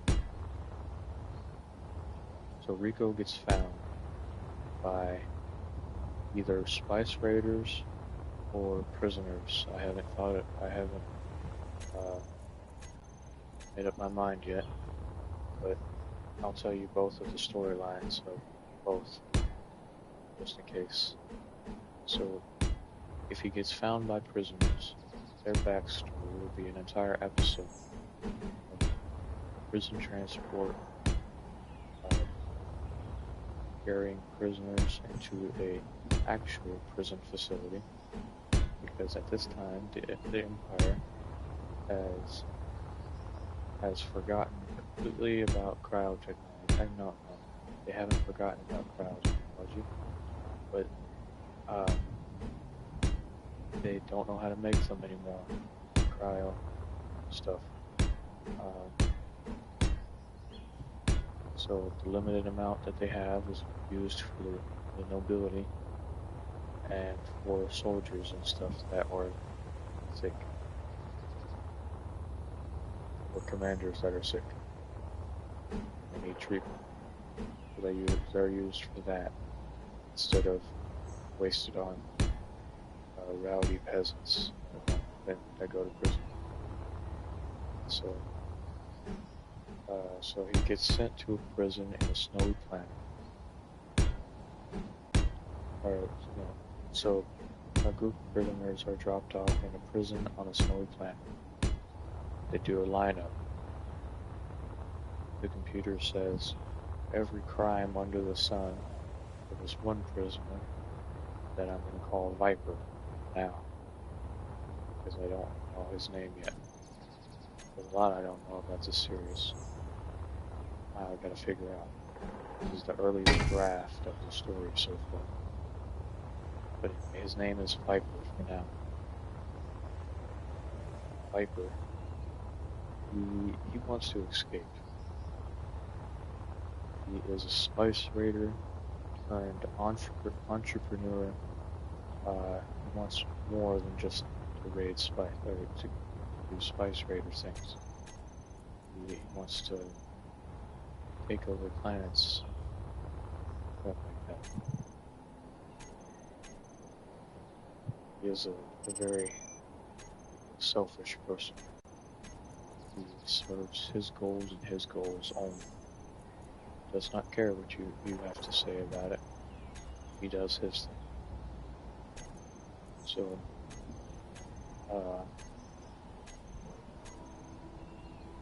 he's done every heinous crime out there, except being a pedophile, like robbery type crime, not the weird stuff. But anyway, so yeah, and he goes to prison. Manages to get himself. He managed to get enough people on this side after convincing them to try to break out the prison. So he starts a riot. He betrays more than 3/4 of the people that he promised that would leave the prison, and the other quarter of the people that he promised to leave the prison gets sacrificed in the vents. Him and like 4 other dudes that now hate Victor, but they're grateful that they got out of prison together. Gets picked up by a girl. Not a girl. Yeah, a girl.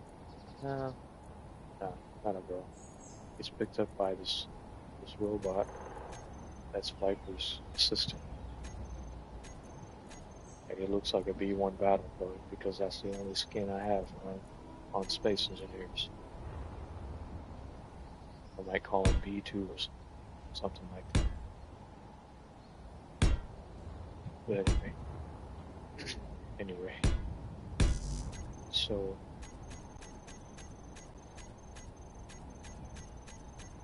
Viper gets picked up by his droid, or his android. No, his droid called B2,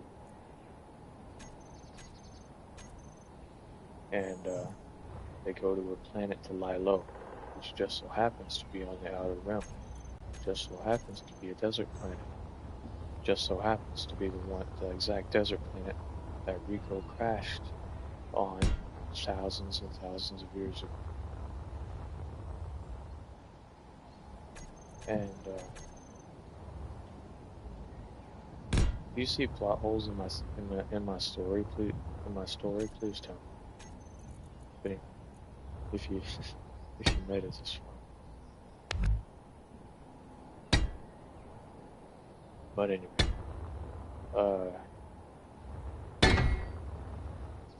so they just so happen to find a massive dreadnought under the sand, like way under the sand, and the spiders are still a thing, and they live under the ground. So any vibration whatsoever will tip them off, and they'll be coming for you. That's why there isn't any tanks in my series.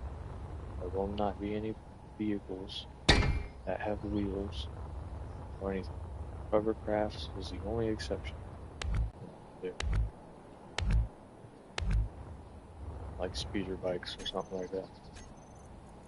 Alright, so yeah, got that covered.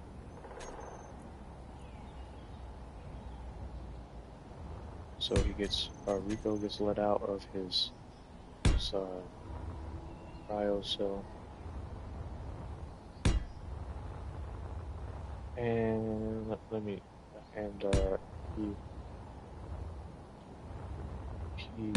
he wonders if the Republic is still a thing. And gets told that they don't know what the Republic is, because they have never heard of it before. He learns of the new government, learns how long it's been in the cryo facility. I don't think he was conscious the whole time. I think I'll change that, because any person would become mad being in a cryo tube for thousands of years.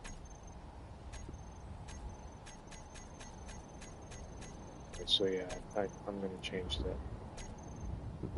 So anyway, so he's not fully conscious. He feels like he just woke up from a very long dream. Rico has a wife and children that are now dead. And Rico wonders why his Republic failed.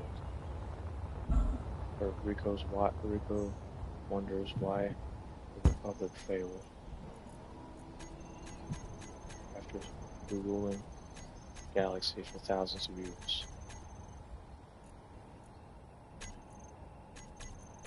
He becomes a man with no purpose, wandering the galaxy for many, many, many years.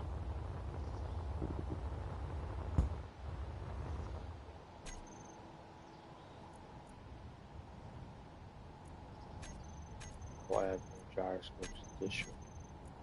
Because this is a massive ship and I do not want it to not move. So now he becomes a man with no purpose.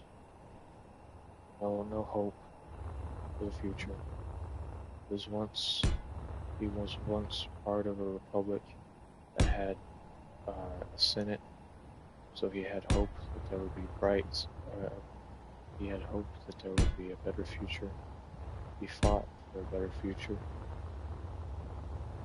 And now he learns that for thousands of years there's been a tyrannical and competent government or empire that has ruled the galaxy for almost the entirety when he was in the cryosleep.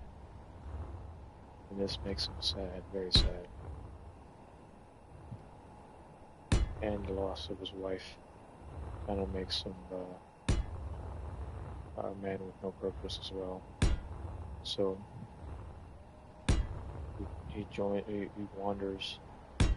He becomes a companion. Not a companion. He becomes one of the crewmates of Viper's crew. Now, let's pause the story and do the Spice Runner version. So, Spice Runners on the desert planet where Rico is,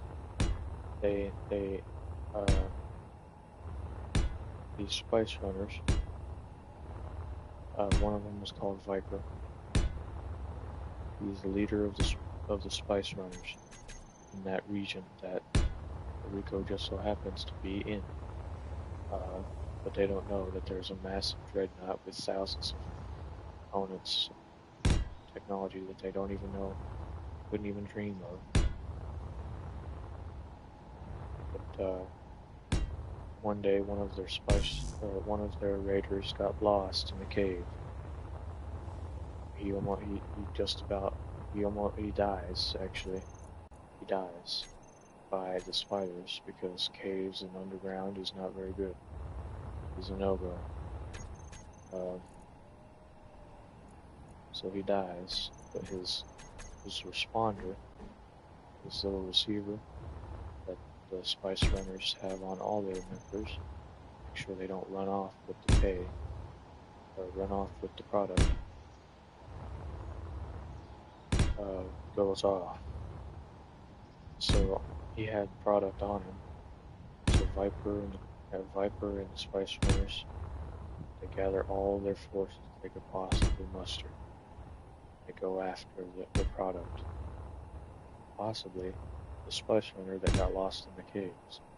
So you got a big crew going after some spice that is worth thousands of credits to them. Little do they know, the Spice Runner had escaped the fate of the spiders for a couple of weeks and had explored the cavern that he was trapped in, I believe, many weeks. He had found a metal-like cave entrance that was actually a battle scar from when they took down the prison dreadnought in the end of the Republic. Of course, he did not know this. It was some evil black magic, evil temple filled with evil technology, or unfamiliar technology, and he fled from that area and later died. So now the Spice Runners have gone to collect the guy, the package that was on the guy, and so the Spice Runners, led by Viper, they go in the cave, they kill the spiders after losing thousands. You know how many spiders there were in that cave? Like 100 and one queen. They don't lose thousands. They lose like 100 or like 300 men, and they don't even kill the spiders. They just trap them. And they make 100 men go into this other part of the cavern, and then they seal off the cavern, trapping the men in there, but also trapping the spiders. So now they have free reign of the ship that they have discovered while trying to look for the lost Spice Runner. So now they have free reign over the inside of that ship, or so they think. So they thought. They end up finding Rico, which just so happens to be right beside the metal-like cave entrance, which was the ship under the sand. They find Rico and a bunch of other prisoners. They take them out of their prison or of their cells. They kill everyone but Rico, saved miraculously by Viper needing a hand.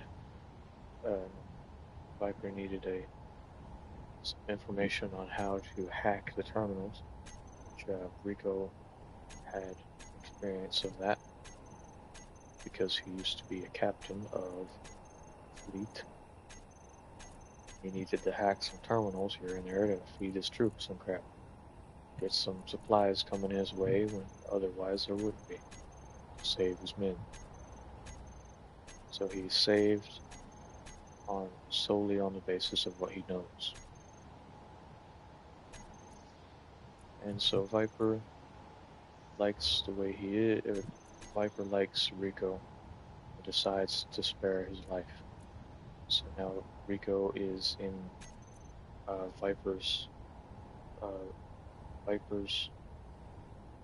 spice raiders. He makes a friend that is a new spice raider. He makes a friend and then Viper in a spice raid, which gone wrong.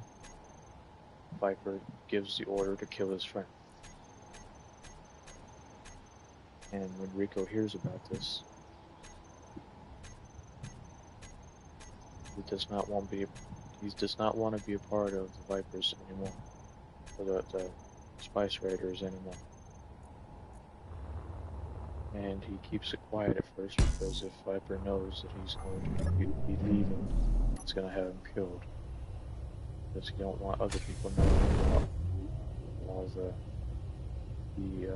rich information that Rico knows. So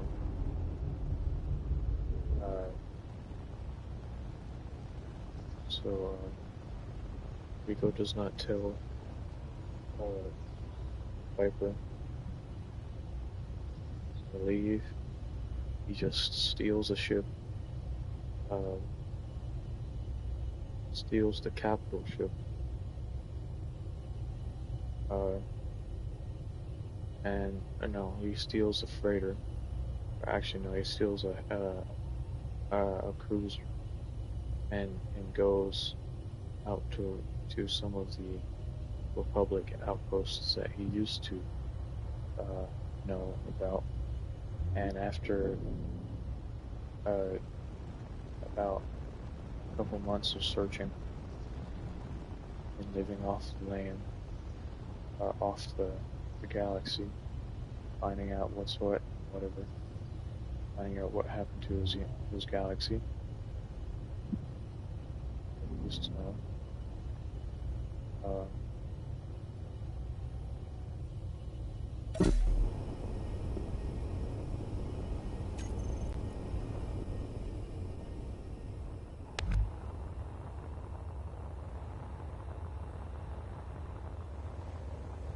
Finds an old Republic treasury outpost. It has thousands and thousands and thousands of, or millions of Republic credits. Now, Republic credits are worth far more than Imperial credits. They're worth more in every regard. And Rico has just got given or found millions of them. Built a fleet with his riches that he'd found. And now he's pretty confident that he can build his own fleet and try to bring back some of what he lost. And so he finds another wife, and then he grows close to her. They have children, and one day his no, they don't have children because there's no children in Space Engineers. He grows close to her, and then one day, the Emperor of the time finds out what Rico is doing and decides to kill him and his wife. So now you have an Imperial death squad. It dispatched after Rico, who, what you might ask, having some power that the Emperor didn't give him, which is actually a threat to his power. Because people think, oh, if he has that, then I could too. I don't need the Emperor. I live on my own. Therefore, almost like the definition of rebellion. So now Rico is an outlaw of the Empire.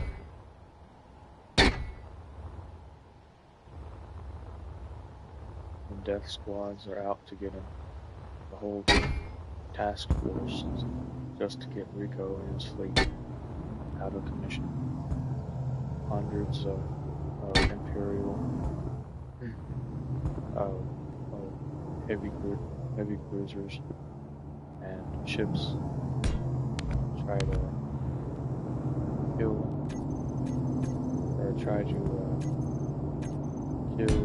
Rico and his fleet, but Rico is a swift commander, outruns them in his newer class, in his nobility class cruisers that he bought with his Republic credits. And he lives like a nomadic type, forced way of living. But he had a home on Terra Prime. But ever since he became an outlaw, they killed his wife. He's been on the run, but gathering his forces. After they killed his wife, he made up his mind that he was gonna topple the Empire one way or another. He was gonna take over the Empire and make anew out of the ashes of the old. But this is the chapter called, not chapter. This is the part of the story called Rico's Rebellion, which is the last and final. And the Empire falls after Rico's Rebellion, and there will be videos, battles and stuff like that on there, so it'll be cool to watch. And Rico's Rebellion ends up creating a new type of government that's for the people, and it brings back basic human rights. It's a good ending for the galaxy. So now Rico is a hero. He gives the people, he makes the Senate and the people decide after thousands of years who will rule them. There's rebellions across the empire. People get their heads spiked. People getting killed. Thousands of nobility locked in their yachts, blew up by the peasants. Now got given the power to do so.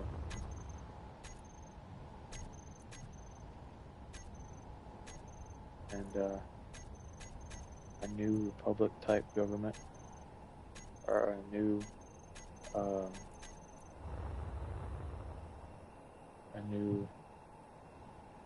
United States type government gets established, and happy ever after. Oh, and Rico retires.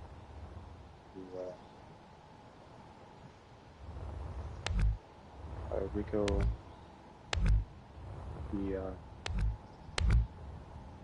finds another wife, which was one of his female commanding officers, or one of his female officers. One of his female officers, he marries Rico, and they live happily ever after. That's the end of Galaxy of War series.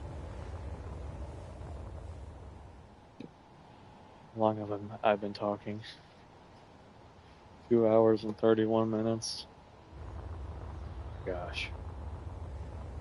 I gotta go to bed. My voice hurts more than you would ever know.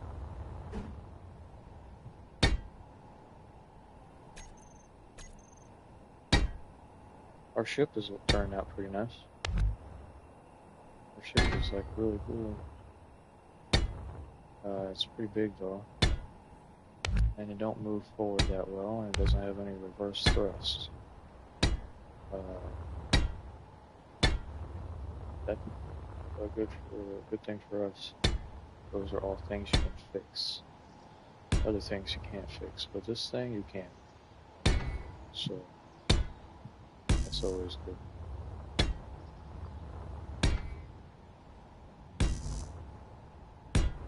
Especially with a ship of this size. Now hopefully the goal basically is to make a ship that is better than the Aero class, and that is better than the Combat class. I think we'll call this class. Actually, no, I won't make the name up until I'm done with it.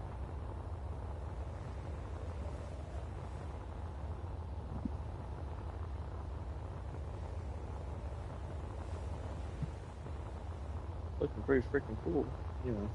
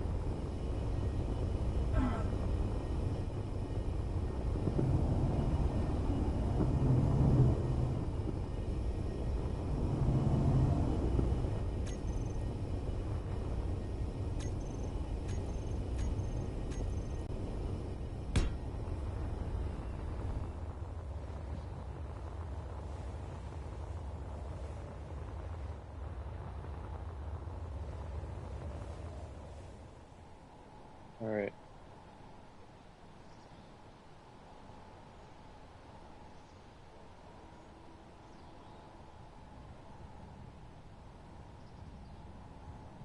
Fly. Got most of the hold up. But we're not being inside. So, upper floor. But that's enough for today.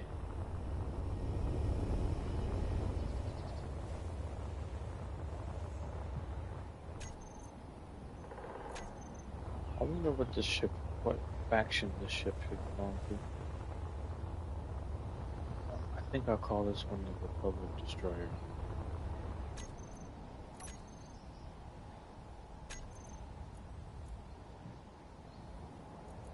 Wait, look. I'm freaking tired, bro. I'm gonna go to bed. So, but first, rename this to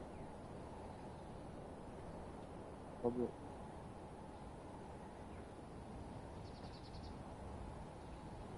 The Public.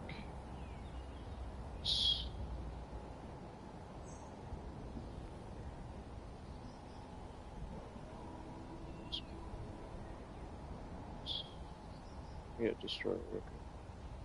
Public destroyer. Now, I don't know how to build a bridge, but I'll try my absolute hardest. But yeah. We saved it, so now we can test inner design. Put one of these bad boys against it.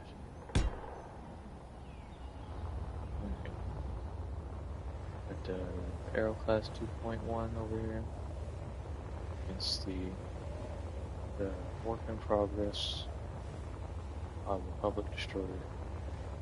Now the main difference between Republic and Empire is the shape.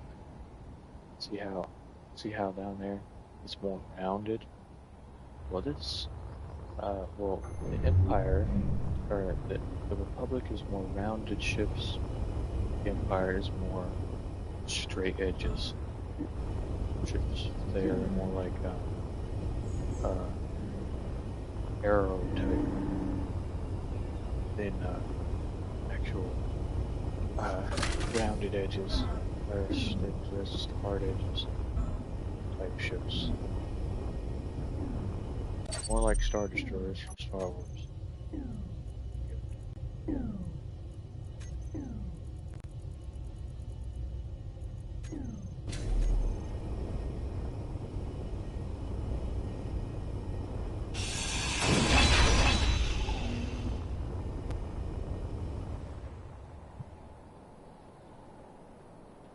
See if this thing even does anything.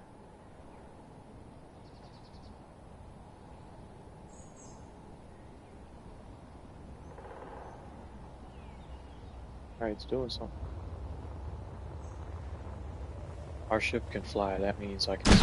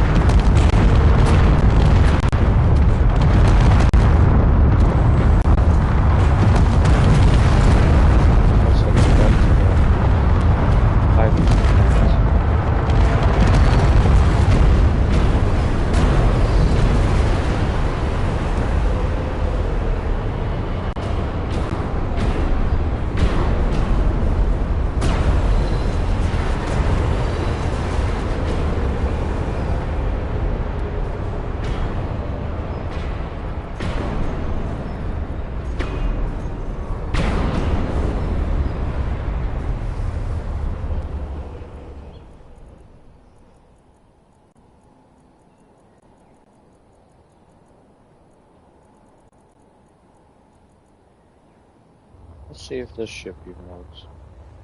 Got the ship workshop. I haven't tested it yet.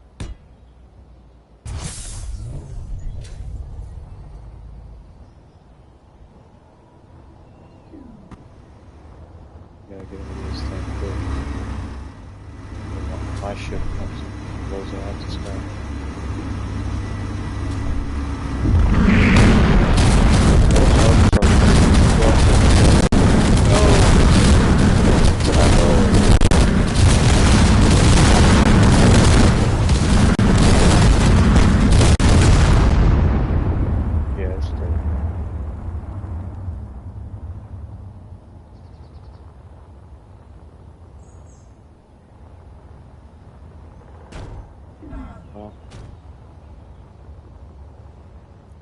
Anyway.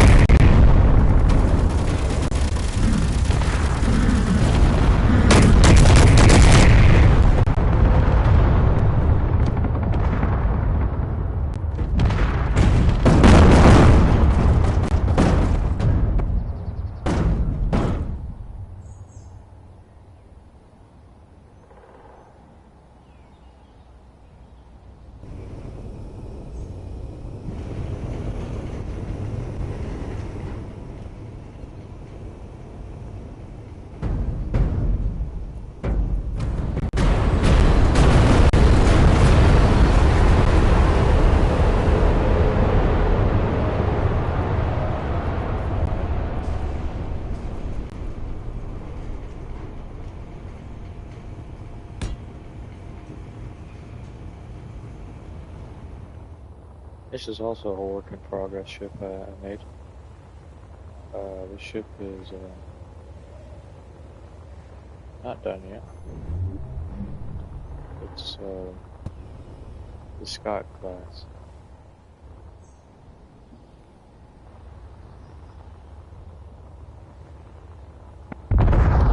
See how good it stays up.